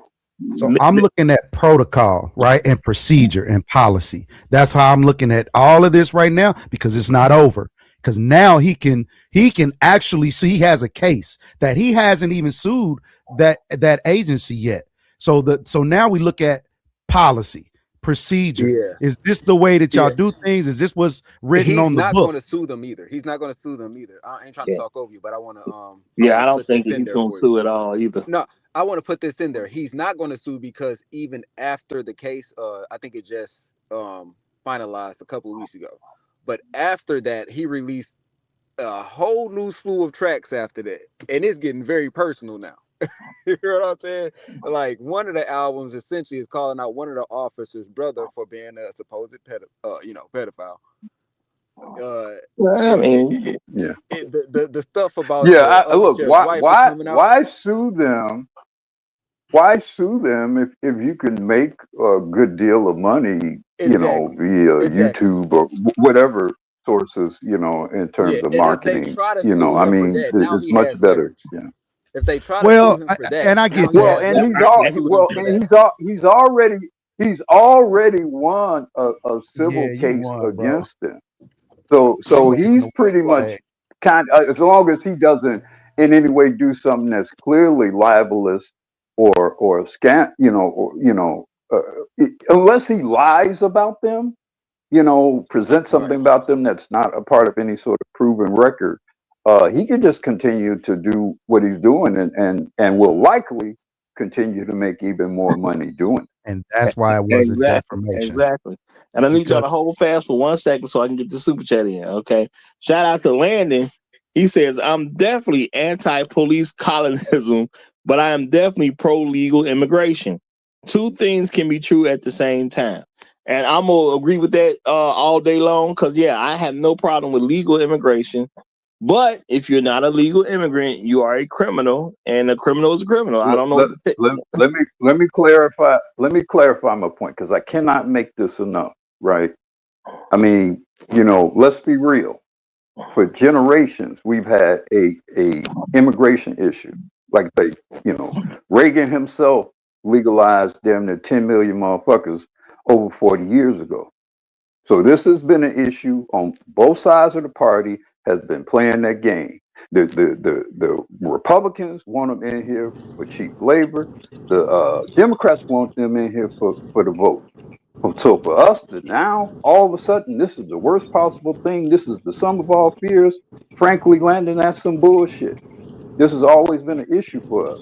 Okay, but how do we resolve the issue? And what's going to be the impact of how we resolve the issue? What are we going to mandate and legislate that's going to resolve the issue? And if we mandate white boys, jackbooted white boys, being able to run through all of our towns and communities and whatever, grabbing up folks who and they not just so-called quote Latina folks, so there's a lot of black Latina folks. What kind of world is that for us Negroes? That's the part you got to think about. And that's why I'm very suspicious of enabling police in any way in this country. No, I mean, and I'm saying all of police. I agree with that, and I do understand that, and that's why I said, while we was having those discussion, one of the most American things you can do is to tell them to suck your dick, because they can't just stop you. Yeah. You know what I'm saying, for any reason, because that's a protected right of the If Constitution. if Yeah. if they got a gun, if you got a gun, you gonna grab your nutsack and say "suck my dick," and they pointing a gun at you. I mean, If you want to die. realistically, Black Guru, I done told that to cops before. Done said worse things to cops before. Yeah. So, That I mean that might work for the almighty Roger. That's not gonna work for the majority of hapless Americans. Yeah, I ain't doing yeah, that shit. I'm Not even me, bro. I'm not saying it's gonna work out for everybody like that, but I mean, I have been down that road already. You know what I'm saying? Well, So, scared man shoot guns, man. and that's a very real thing. So I'm not endorsing them to be able to get away with anything, because I think somebody should shoot them while they're acting outside of their duties. As long as they're acting out, as long as they're acting outside of their duties, they're just a regular person, and that's something a lot of people don't realize. You don't have any immunity when you're acting as a normal person. You know what I'm saying, and not as an officer. Well, I guess those if the cops came wife in to was hurt, there man. when They the came in cops, I guns guess out. if the wife was there when the cops came in, she could have shot him. But How even would still, that have guns worked out? out. They came in guns out. They knocked the door. They were No, violent. Listen to me. Listen to me. I am addressing something Roger just said. I'm calling bullshit on it. Now, if the wife was there and she pulled out a gun, what happens then to her and her children? Yeah, they get killed. What They happens get then? killed. Breonna Nah, Taylor But So situation. let's be but see, listen, careful. they had a Let's be warrant. careful They about had a legal what warrant. listen to me. Is it warrant or not? Now, if them cops come in there and that woman draws down on them, you got a dead woman and kid. Yeah, let me make this distinction real fast. And Look, then you got a legal warrant. That's this what was I'm saying. listen. So they would be To speak to justified. that, to speak to the legal warrant, okay? We're talking about a small rural Ohio town. Everyone in that town, including the sheriff's department, it has a sheriff's department. You're not going to have a sheriff's department in large cities and counties. They typically deal with unincorporated areas, okay? Sheriff's department we're well, talking about here. technically, there's always a They sheriff knew. department. They knew Technically, there's who always. Afroman was. They knew Well, who Afroman was, is the point I'm trying to make. In that Right. small town. They all knew who he was. Okay. Even the sheriff's department knew who he was. So I said that was a hit. All right. And God was on his side.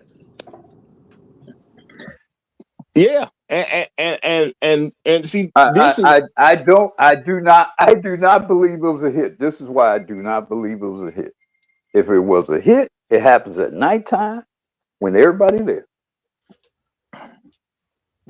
It do not happen in the I believe it daytime. was more of it. I believe it was more of, we don't want this Negro here. Let's make our presence known and let it make it known. I We think don't it want was this that. Negro here. I think they didn't want him here, and we know he got some money because he's an entertainer, and we're gonna steal his money. That's what I Yep. think it was. It was both of those. It's a robbery. Yeah, and all those things can be true at the same time. You hear me? All of it is the same thing. This we doing all that.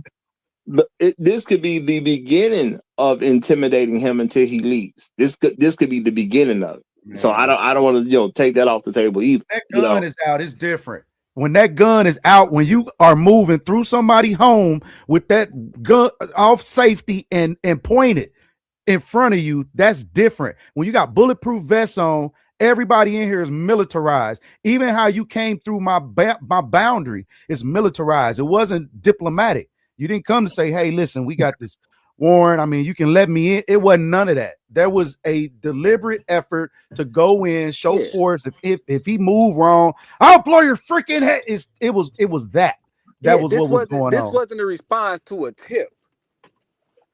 You understand? I mean, truth be told, when it's a tip, and when it's an anonymous tip, it can be an anonymous tip from another officer who just simply go home and make the phone call. Exactly. You know what I'm saying? Yeah.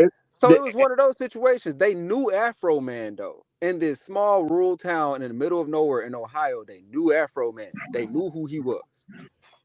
And they did this to him, knowing who he was. Yeah, and that's what I'm saying. But you're not gonna raid a home on anonymous tip for everything. You raid a home on anonymous tip because the feds say if it's some kidnapping or trafficking, you go up in there. That's why they put that trafficking shit on there. Yeah, they had to get a totally a reason that nobody can deny, because that was about safety of these victims that he's possibly having at home. So I definitely agree with that. And I'm gonna say shout out to Landon. Again, appreciate the super chat, brother. He says, I'm a law-abiding citizen. I've been in front of that judge before I had to plead my own case. Black people definitely have to learn how to fight back and plead their case, just like Afroman. Now I'm gonna say, not after that right there, bro. You know, and I do want to give Afroman his proper due for how he handled this particular situation. And y'all, and see, I'm let me make this clear. I say certain stuff, but I say certain stuff because I don't worry about what cannot be controlled. If you have a gun on me as an officer, I can't control that. So instead of moving in a way of fear, I'm just going to do what I believe needs to be done at that particular time, because the gun already on me at that point. So I might as well just do what I'm going to do. You know what I'm saying? I ain't saying that it's going to come out well. I'm not saying that, you know. But let's not conflate things here again. Thanks to Landon again for the super chat.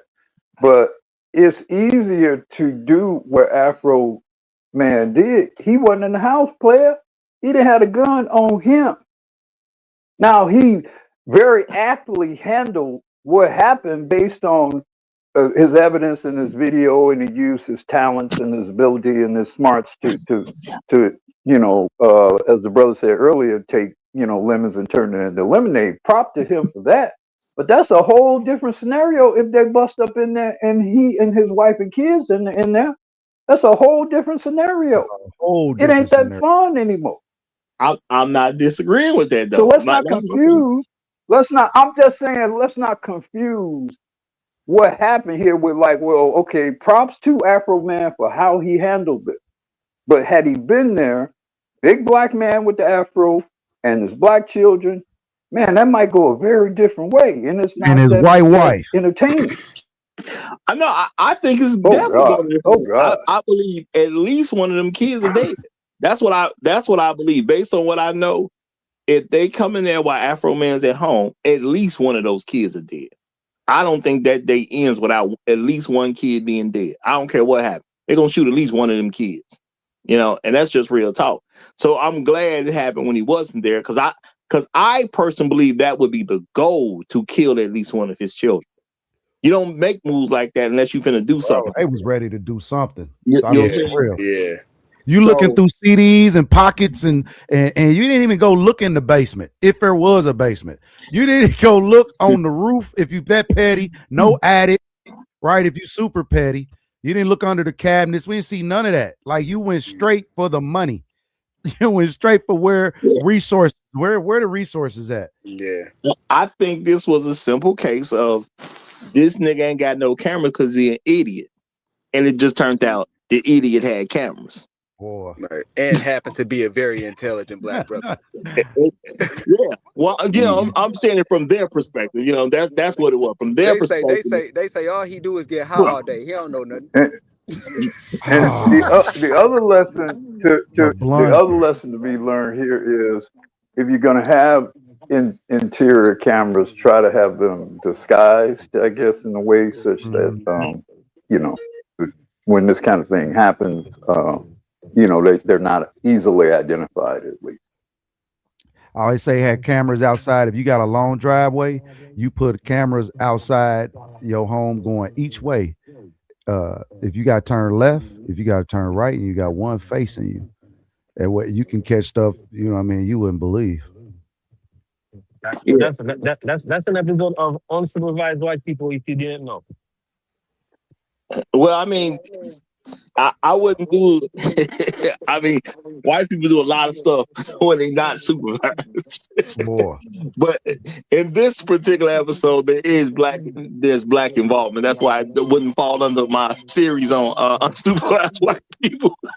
But just a quick note. I know you seen that DoorDash, y'all, that clip of the DoorDash lady dug in her situation and then put the people's food after she was done, grabbed the people's food, smelled her fingers, and put her food in front of her door. And the customer was like, "Oh Lord, no."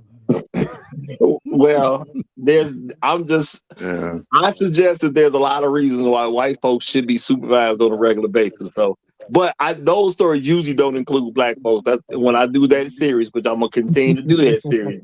Those are the stories that's not necessarily including black folks. There needs to be a reform, Roger, on law enforcement procedure. Well, I mean, I don't think I'm not gonna say reform would be bad, but reform ain't the biggest issue. The issue is just how they are able to get away with stuff, and a lot of people let stuff go for certain reasons. And that's why I want to give this man his props for doing this the way he did, because he's throwing another avenue on the table about how we can retaliate. Because I'm gonna say what he's doing is retaliation, is just legal retaliation. Let's ask. I think the reform thing is an interesting point because they basically were able to trump up some alleged tip involving kidnapping in a dungeon in the basement. I think that is some area for reform. I think something needs to be reformed there. I mean, here's the thing. They're in a part of the country where there are no fucking basements. There are no basements in that area. There are no basements in that area. The police know that. Everybody know that. So even the fact that you can even use that as a basis for to support a warrant is some bullshit. That definitely should be reformed. Which I said the judge didn't do his due diligence to before he signed off on the warrant. He just took, like he said, kidnapping is sense of urgency. So that's what they painted a picture of sense of urgency. Once they put kidnapping on that federally enables what they do. Well, and what I'm saying is every person involved in the government in this particular situation did what they had to do to hurt Afroman. Yeah. Based on everything I've heard of, everybody involved in government did something to hurt Afroman. Yeah. The judge was trying to help. Judge. Yeah. I'm saying no. The judge was trying to help the police officers win that case. Now look. No, the judge. See, look, the judge is in a precarious position because again, it's protocol. Even though he's a judge, the other judges, we all buddies, and this is a brotherhood in itself. So the fact that one of my brothers signed off on this bullshit, you understand, he can't even put himself out there like that, but he signed off on it. So now here's how we got to play this. We have to play by the rules. That's why the judge said in the beginning, this is not about anything other than the defamation case. It's a defamation case. All this stuff we talking about, we have to go back to what the case was, which is defamation. Defamation is, did he lie about these things that he said about y'all? That's really what it come down to. Now, it come down to even though and stealing, thievery, right? Did they steal? He had to prove, hey, did y'all steal? And is he lying about y'all, these things that he said about y'all? Or is he defaming your name? So it came down to, they proved themselves. He had video evidence of them lying on the stand. You're saying one thing, and then they like, all right, I'm gonna give you the opportunity. And the judge said he laid out the rules from there. That's where it kept him cool. But the system, I think it was a humiliation thing where they should have let them be they let that woman cry, bro, for damn near 30 minutes or more. Bawling while they played this black man video lashing her is what I looked at it as. They allowed him to lash her, bro, on some niggified nigga shit. He slashed all of them. So now the judge has to just stand it back. Now I can just stand back because the evidence is overwhelming on his side. So What? we already listen. Hold on. All the lawyers' first duty is to the court. All the attorneys in there, they duty is to the court, meaning all of them already had this conversation before we came out and put out this show. My bad. Go ahead. No, I get what you're saying, bro, but I'm saying the judge that was proceeding over the case was trying to help the officers win that case. That's what I'm saying. Every move he made was trying to help the officers win that case. And technically, he didn't even want to read that verdict when he realized it wasn't in favor of those all. He did everything he could to help them officers win. So he was on their side. That's what I'm saying. He did everything he could to help them officers win. There was just no way for them to win. Exactly. That's what I said. That's a show. It's easy for him. How did he help them? Well, he technically didn't help them, but exactly. Yeah. No, how did he attempt to help them? Well, I'm saying, when I was looking at all the different reports on the case, the way that the judge was trying to interfere with Afroman's lawyer was one of the main things he was doing to try to help them win the case. Okay. Nah, man, I watched it. Then that would definitely. I watched it. Watch the case. For real, if y'all get a chance, y'all want to watch it like a series. The shit's that funny, it's that crazy, and that entertaining. I mean, seriously, it's crazy. How, brother, how did the judge attempt to help the police? Give me an example. If you watched it, you know what happened. All right, so the judge did not. To me, when I watched the case, the judge didn't really attempt to help them. He literally did his job, right, as a moderator, so to speak, right? And he can play a racist moderator if you want to, because again, I already know the evidence against these buffoons is overwhelming. So it make it easy for me to just play my role. That I know beyond the shadow of a doubt, they are not going to win, not with the jury, right? I ain't nothing 100%, or me. Right, I'm not getting ready to let again my buddy who signed off on this warrant. If the judge is playing fair, because Roger alluded to some interference with the defense attorney, which I think I heard some reference to that in the video. So now, if the judge played the thing straight, then why, after the jury decided on his behalf, why would the jury still require him to pay half of the court case if the judge was being impartial? Fuck it, I pay that. Good looking, because this is when you watch that case, you're gonna see why. We get ready to make money forever. That case is comedy. It is the most it's entertaining. You're gonna sit and watch it like a show. They get ready to generate revenue for the rest of that. Fuck it, I pay that. Well, I'm not saying that's not true, but I'm saying the judge making the winner of the case. I mean, you got to keep in mind, this is a lawsuit. Your side lost the case. You brought the case and you lost the case. Why would the person who won have to pay anything?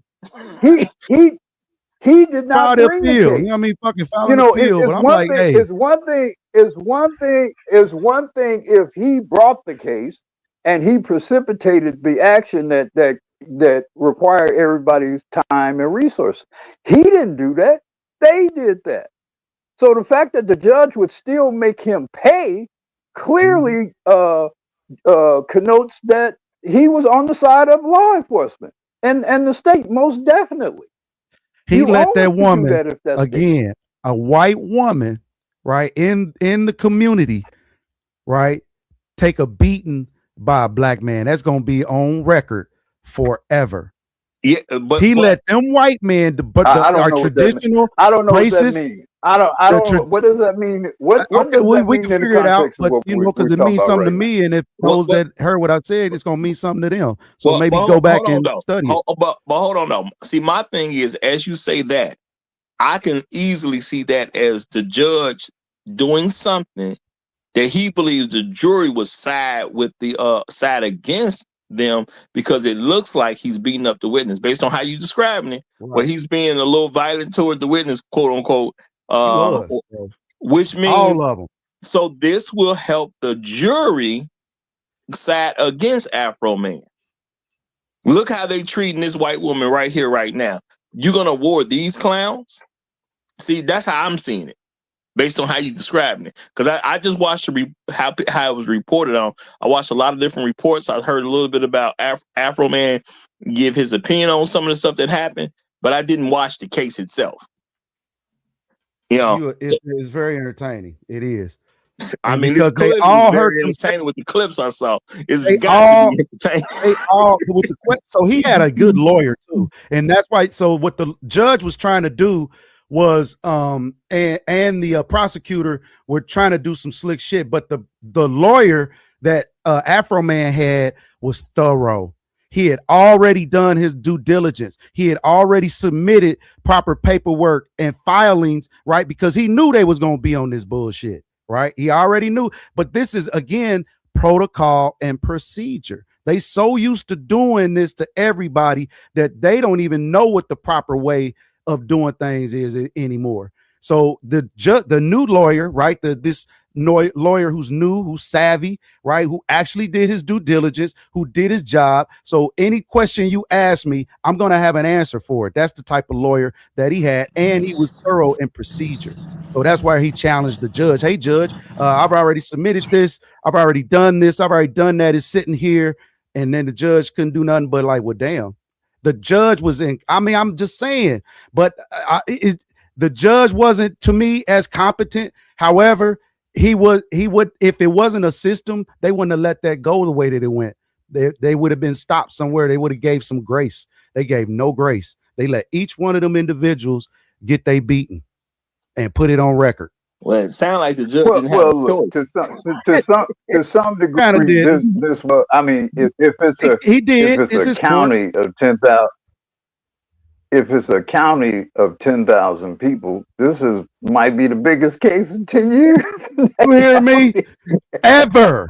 So and this is for life, it probably did to some degree garner some level of fame, or infamy, however you want to describe it, such that people were take care of the phone calls. Everybody were probably, it was the kind of thing that people were going to invest their time in because of its relative infrequency in that particular area of the country. Obviously, if we're in Chicago or whatever, there's a lot less tension and well, other than the fact that it involves some minor celebrity. But, it's not going to be the center of legal activity in Cook County, Illinois, for example. So, yeah, that's probably why a lot of time was invested in that particular court case. This injected a lot of revenue into that area too. So think of this, and afterwards, think of the logistics that you gotta have. Now that we talking, this, like you said, it's a small town, so they may not have the staff to take on all these phone calls and do all the research that's necessary. That now the spotlight is now on this area, and again, it go back to policy. So you've been doing things in such a way for so long. Now, when that spotlight is on you, oh man, you got shit in your drawers. What are you doing? Right? What your socks are dirty. You ain't brushed your teeth. You know what I'm saying? Because y'all been used to doing things a certain way. And then when that spotlight is put on you, you see people who, are thorough about that actually do the job that they were put forth to do. And y'all bring up the point, does the system need reform? I really don't know if the system was ever designed for us to begin with. And this situation is just an example where the system that they've designed strategically to be against us actually worked in our favor. And it's very rare that we see that happen as black men. I'm going to say the system failed because they couldn't get what they wanted done. They clearly wanted Afroman to lose. And because they couldn't get him to lose, they say, we're going to make this nigga pay something. So now you got to pay for court costs, even though you did not bring the case and you won the case. We still going to make this nigga pay. Yeah, so the system failed. That's the other side of it. But the system ironically did succeed. It did ironically succeed because he won the case. And it's through the irony of the fact that, unless something very unusual happening, an all-white case of people who might have been in that town for generations. Those are the kind of areas where people who are there never leave. They were there since the 1800s, some of them. That's a town of that's an area of white people, and they decided on behalf of a black man, a big black man with afro. So I got to give him props for that. And that is an example of, to the degree that a legal system can work in America, to a certain degree, this is definitely an example of that. Yeah, it And I can and work. I and I'm gonna say, uh, as I said earlier, it was the people involved in the government that was against the people on the jury. Those are just random citizens, so they were not necessarily people involved in the government. So at the end of the day, the government bodies were against Afroman. The people just did the right thing. So I believe that is totally why Afroman won this particular case. And shout out Yeah. to the Great Black Reset. He said, "Creator talk like." He said, "Creator talking like a concept, and Uru asking too many questions." Well, I'm gonna say this, y'all. I mean, this was probably the most entertaining case that you're gonna see in a long time. Because even with the stuff that I looked at and the clips I saw, the clips were absolutely hilarious. I didn't sit and watch the whole case, but the clips were absolutely hilarious. There is a lot to be entertained with, and I got to shout out to Afroman for wearing the exact same getup that obviously probably was a custom job that he wore in the videos to make fun of these police. He literally wore that to court. Okay, that's you know, I know some folks say trolling. I guess if that's trolling to the highest level. Hey, 50 Cent That got I'm some gonna put. competition. 50 Cent got some competition with Afroman, man. Well, what he is doing is highlighting the irony of this so-called great white man's, American rah rah America, waving the flag, red, white, and blue America. So he's very aptly highlighting their hypocrisy on that issue by addressing that way. That's a very powerful psychological and rhetorical tactic he's doing there. He's saying, I'm gonna wave your red, white, blue flag that y'all like to wave and put down other people with. I'm gonna wave that shit. I'm gonna be a living damn symbol of that flag. With this afro, this big black man with this afro, I'm gonna be a big black man with an afro American flag. Very smart man. This is a very, very smart man. And I'm gonna show up as American as I can for this whole situation, Man. So I'm loving it myself. I'm personally loving this. You know what I'm saying? This was the only. I mean, I was delighting in doing the research on this one, y'all. The stuff I was finding was so funny. You know what I'm saying? And the fact that he's moving the way that he done it, and the fact that he's opened up an avenue, because who's thought to do this before? If they come at you wrong, if you can get the footage and then start making money off the facts that the government is doing you wrong, y'all, we need to do that. Okay, I'm saying anybody who qualifies to do it, if you can get some footage and you got the government mistreating you, yeah, turn it into entertainment, make some money off of it if possible. Why not? They clearly don't want to give you no reparations, so you might as well do this. And I definitely appreciate the fact that he will eventually get his door fixed and his gate fixed, and it's going to be because of some brand new money he made that he wouldn't have made if they didn't give him something to make fun of. And that's real talk. I love that. Roger, he has had, in between the last 3 years, he's had millions and millions of views. He has easily recovered enough resources to replace that fence. Yeah. Assuming he even needed that to begin with, because as best I can tell, this is a man who's about his money. Bought a home for what, $20,000. This is a man about his money. Yeah. Afroman got a grip.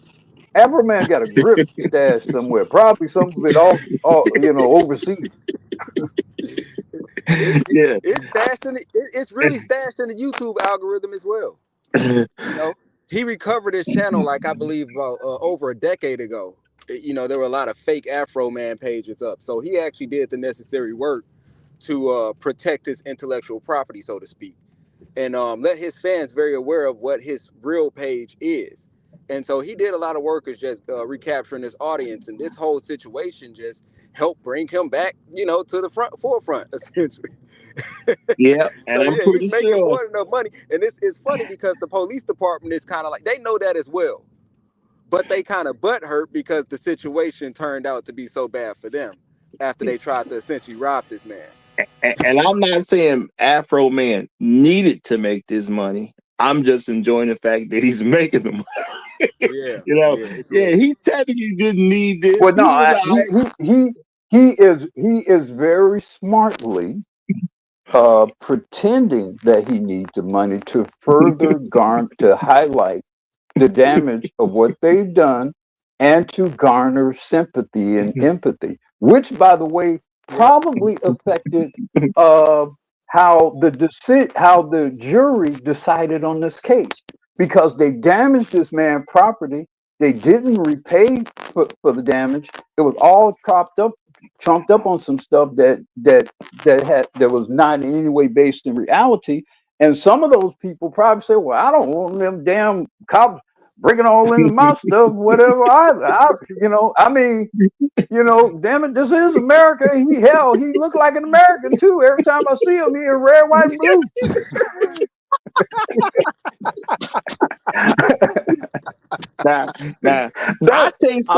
This is a smart man. This is a smart man. This is a smart man. I can tell you straight up and down that I don't like some of them Negroes myself. Yeah. I straight up, I don't like them myself. And Bill, the cop Bill, he always been a damn fool. He was a damn fool back in high school. So it don't surprise me at all what he's doing over there.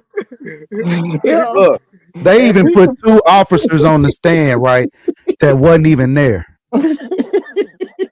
And it hurt them emotionally.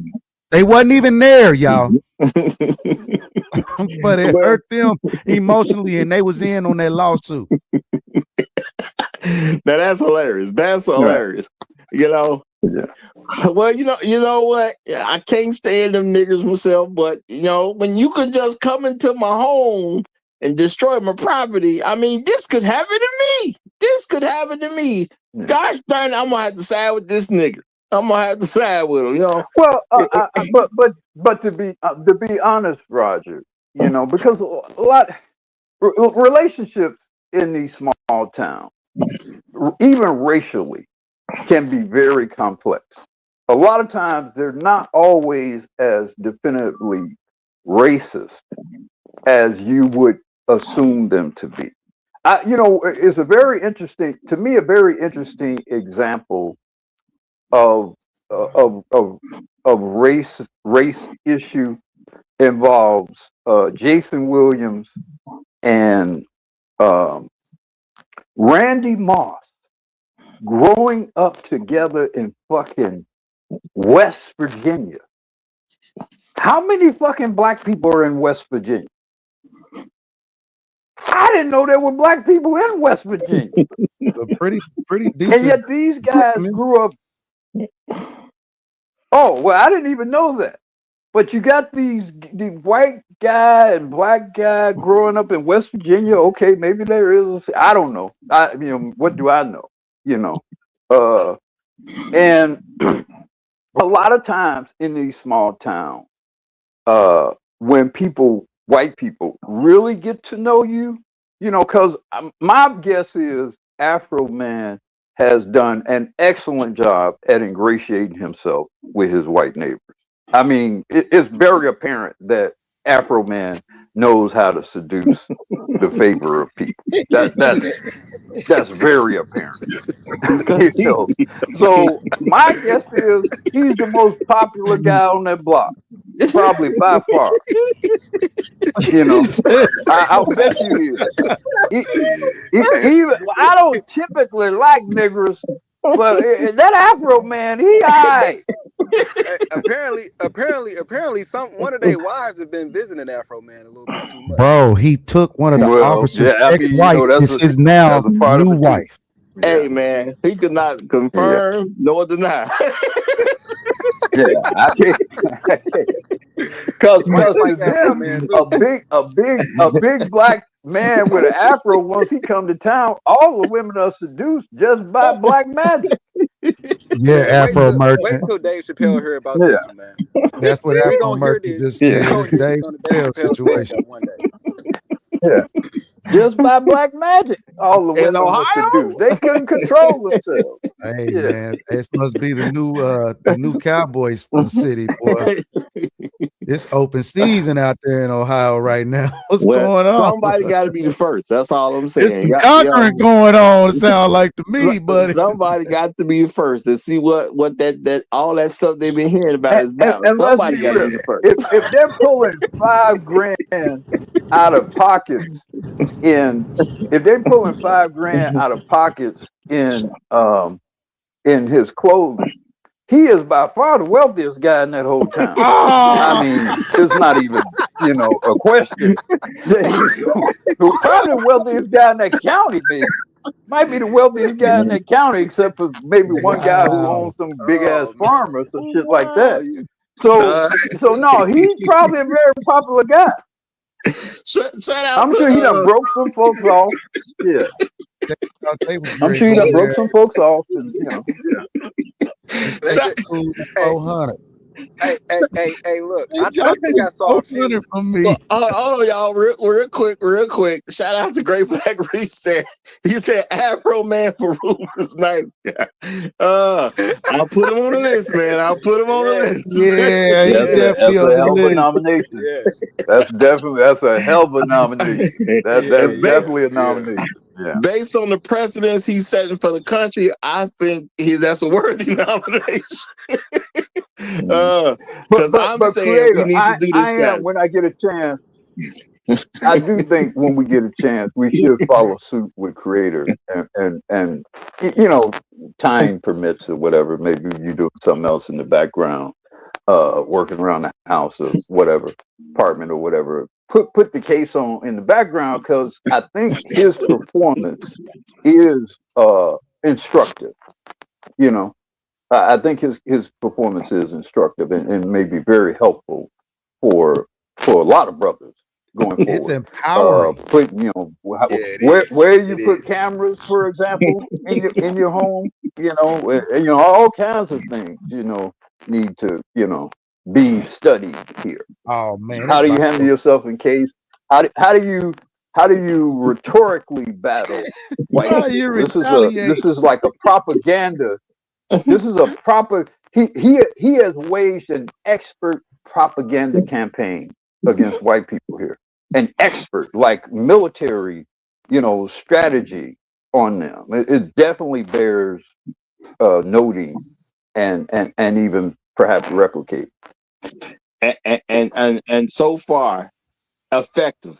It very effective too, because he did win the case, so he's definitely extremely effective at this. Yeah, Black Hero, you bring up the point that it's a small rural town and he's very probably very popular, right?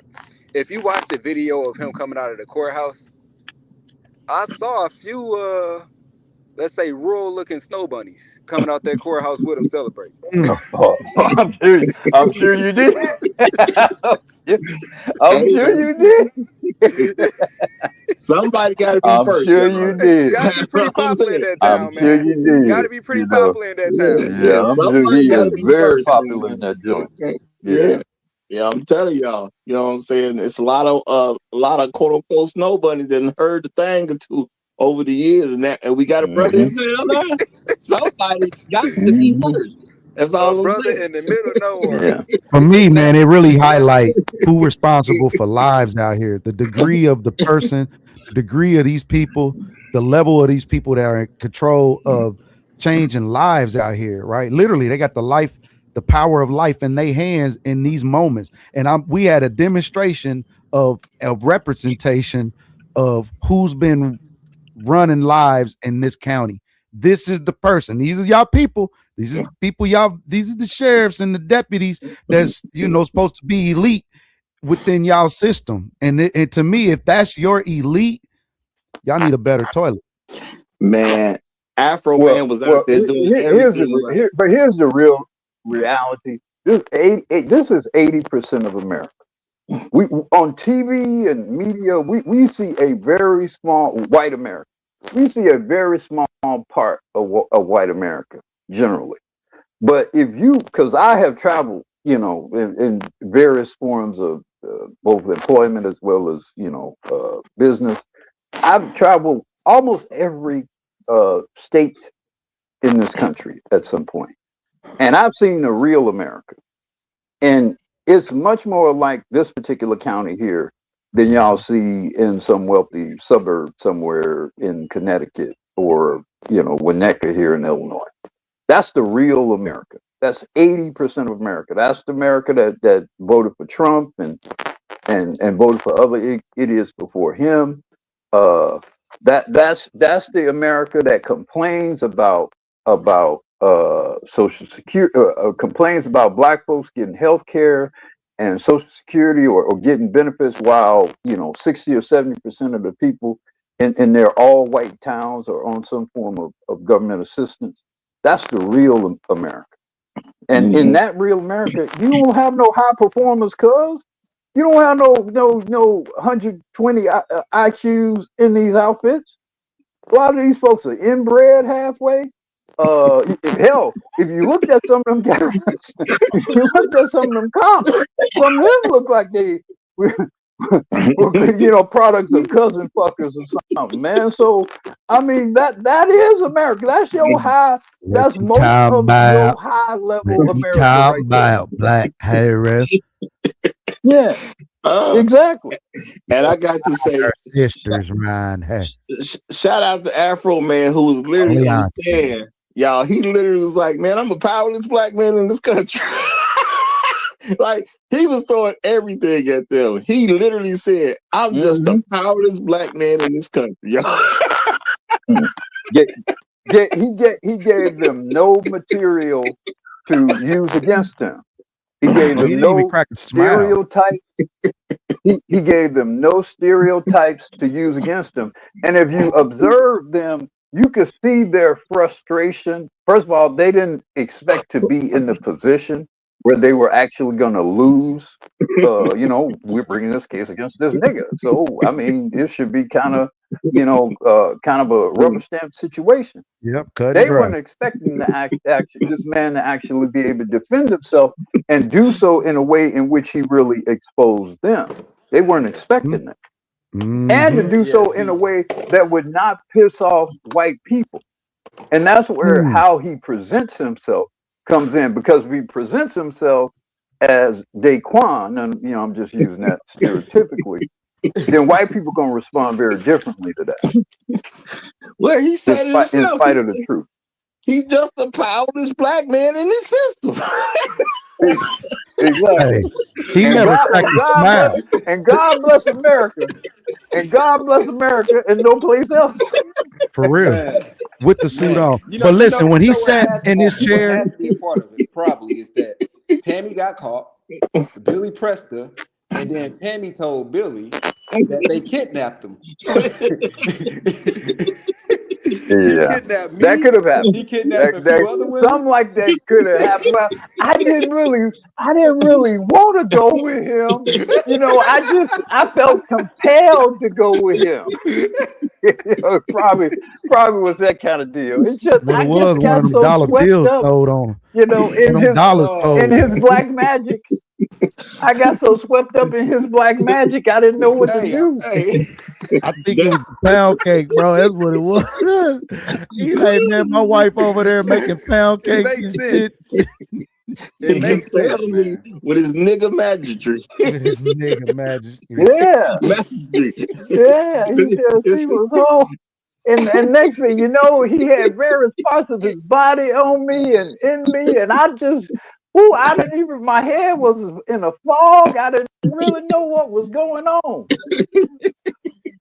Hey man, So, and when he sat before the judge, right in his chair, so I'm looking at his demeanor. His demeanor is, I am pissed. He's not laughing. All this shit's going on. He's no remorse. He's straight stone face. Arms folded. And they say something. He said, you shouldn't have came through my door. You shouldn't have did this. He stayed American. He didn't. You shouldn't have frightened me and my children. You shouldn't have violated my rights. And he got this American suit on. So he's saying this stone face, right, with this American suit on, this afro, right, which is probably a wig or something. I don't know. But he got it. With the but he's stone face. Exactly. He was right.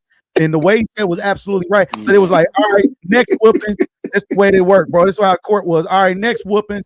And each one of them came up, man, got their ass whooped, bro. Man. And the judge let them do it. That's the thing that's fucking me.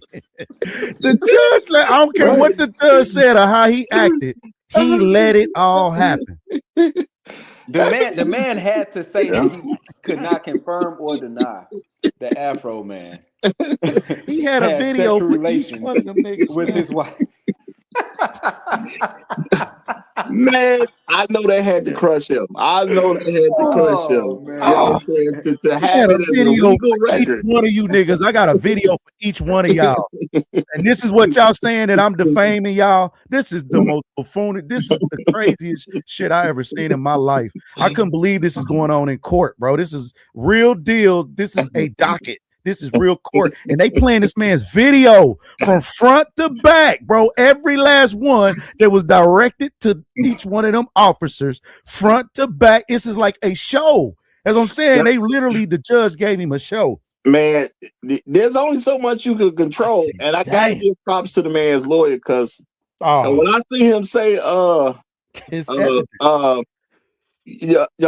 when they had had you ever played he said, have you ever played WAP in front of your classroom? Well, yes, I have. What did you or the students believe that the song really meant that there was some wet ass pussy? Or was it just entertainment? This is going on in court. It was just entertainment. I perceived it as just entertainment. Like the stuff that was getting off in this courtroom, man. Listen, bro. The attorney, this was a masterclass, Jade. This absolute Afro man, this is a master class. The only reason I'm saying watch it, not for like it's entertaining, number one, it really is. Because I was like, hey, I was reluctant, but as you get in, you can fast forward through, whatever you feel like is mundane or whatnot. But for the most part, you see his demeanor. I'm saying as a litigant, as somebody that's as a defendant, because they suing him. So he's here as a defendant. And so they just brought up evidence. This is all the judge, and the judge allowed the evidence, right? That's it. So that's what I'm saying. That's why I was saying, well, it makes it easy for the judge to still play his role as, okay, I'm supporting these officers, and I'm going to do my role as the local, this local good old boy community thing. But when actuality, he already knew the evidence was damning and overwhelming. I mean, it is what it is. They shouldn't have never brought this up. I mean, real talk. This should have never been the case. I don't know why they really thought they was gonna really get something off of it, other than the fact they just have a way of things happening in that particular town. Because there's literally no other reason to assume that I mean, based on evidence, they had any shot. The evidence did not get them a shot at all. So this was we do stuff a certain way around these parts. That's what this whole case was, And Afroman and his lawyer brilliantly handled everything that was put before them, and that's just real talk, y'all. So I do think it would be smart for everybody to read this. I mean, to watch this and to see how Afroman was responding when he was on the stand. The man did an amazing job. Real talk. And they were definitely trying to intimidate him, and he just chose not to be intimidated. That's all. Mm-hmm. So you think this, think this gives you the right to do this? And the man he just responded extremely well, while calling himself the rich nigga on the stand was calling himself the powerless black man. Mm-hmm. So There's a lot of irony going on in this particular situation, Man. but it was hilarious irony. It Yeah. was hilarious. The sad thing about being, or the sad irony about being black in America and white racism is that most white people are very mediocre in general, and they rely on a system, a collective system, where that they enjoy the majority in everything, in population and resources and all of what comes from that, to elevate their individual perception of performance and goodness and quality. The ultimate example of that is our current president. And what Afroman has very artfully done is expose the lie and the fallacy of that. You know, you see these white people and they have these positions of sheriff and president and senator, and and you attribute some real esteem and value and or judge in this case to these positions, especially the white men who have these positions. But what Afroman has shown here is if you are actually smart and motivated and have the requisite resources and preparation, you can very easily expose them and expose them rather badly. And that's what has happened here. And that's why I say we should observe him, just like we should observe Michael B. Jordan, because they're kind of similar kind of men. They're very prepared men, apparently, and very they have comportment and self-control. Obviously because Afroman could have responded very differently to this, angrily, and a lot of different things, and it would have all been justified. It would not, however, have been helpful for him. So I definitely recommend observing him. I definitely think he can help to provide you with the mindset and to some degree some tactics with dealing with white people in general, white people individually, and even just the system overall. I think he's a great example for doing that. Yeah, and I'm gonna say shout out to him for betting on himself. A lot of times we do lose some things so we don't necessarily want to fight the fight. This man bet on himself and showed that the people before him were basically some clowns. I'm gonna say that based on the footage I saw, they made clowns out. They made complete clowns out of these people, man. This was sad. They really should regret the fact they ever brought this up. Now, I don't think they're gonna ever actually do that, but that's what they should do. They were horrible. Okay, they didn't have. Based on what I saw, they never really had a fighting chance. They thought they did, but they never really had a fighting chance. They were trash. You know what I'm saying? Real talk. So, Afroman just gave them the whooping that they needed. They was clearly looking for a whooping and they found one. So him and his lawyer did an amazing job. Shout out to Afroman for hiring that lawyer that he hired, because they tried to put the heat on, but it never got hot. That's not based on what I saw. They definitely attempted to put the heat on, but it never got hot in there at all. Y'all, but I'm thinking I'm about to bring this one to a close. So this is what I'm gonna do. We're gonna get out just a little bit early today. I got some stuff going on this week, y'all. We're gonna get out just a little bit early today. Not much, but a little bit early. Now, if y'all regulars want to come up after the show, that's all fine and good. You know what I'm saying? We'll be backstage for a little minute. So I'm gonna give everybody a chance to do a closing statement on this one. So Bronk, I'm gonna let you have it. Then I'm gonna let Creator have it. I'm gonna save Black Hoover for last. Bronk, what you got, my brother? Or as I should say today, though, will you help me repair my door? You got any last words on this one? All right. I'm going to say this. First, shout out to Afroman. I love what he's been able to do with this situation. This is the perfect example of God making your enemies your footstool. I think he handled the situation properly, very intelligently, moved strategically throughout this entire process. And this is something that has been going on for a few years now. I think they raided his home over 3 years ago. But again, what he's been able to do with this situation has been great and hilarious. But I think this brings the light to a bigger issue in America, as far as how we're treated as black men in this nation. Essentially, all of our doors have been kicked in by white supremacy. And we've all been asking ourselves for them to help us to repair our door. And I think this is an example for us as black men to see that, of course, they're not going to repair our door. But in the midst of us being these powerful, powerless black men, as Afroman is, we also have a lot of power within ourselves. So I'll close with that. Okay, it went profound today. That's all right. All right, creator, any last words from you?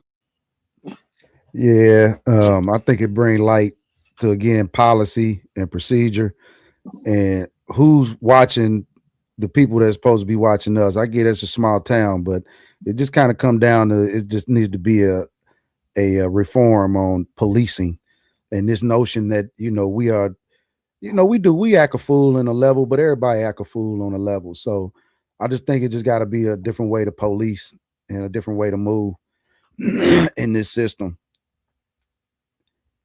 Okay. Black Rule, what you got for us? I can go a lot of different ways, but I think I'm gonna go in support of the approach to that supports very smart and apt and savvy Afroman here, and I'm gonna do it with a song. God bless America, land that I love. Stand beside her and guide her through the night with a light from above. From the mountains to the prairies to the ocean, white with foam. God bless America, my home, sweet home. God bless America, my home, sweet home. Beautiful. Beautiful rendition.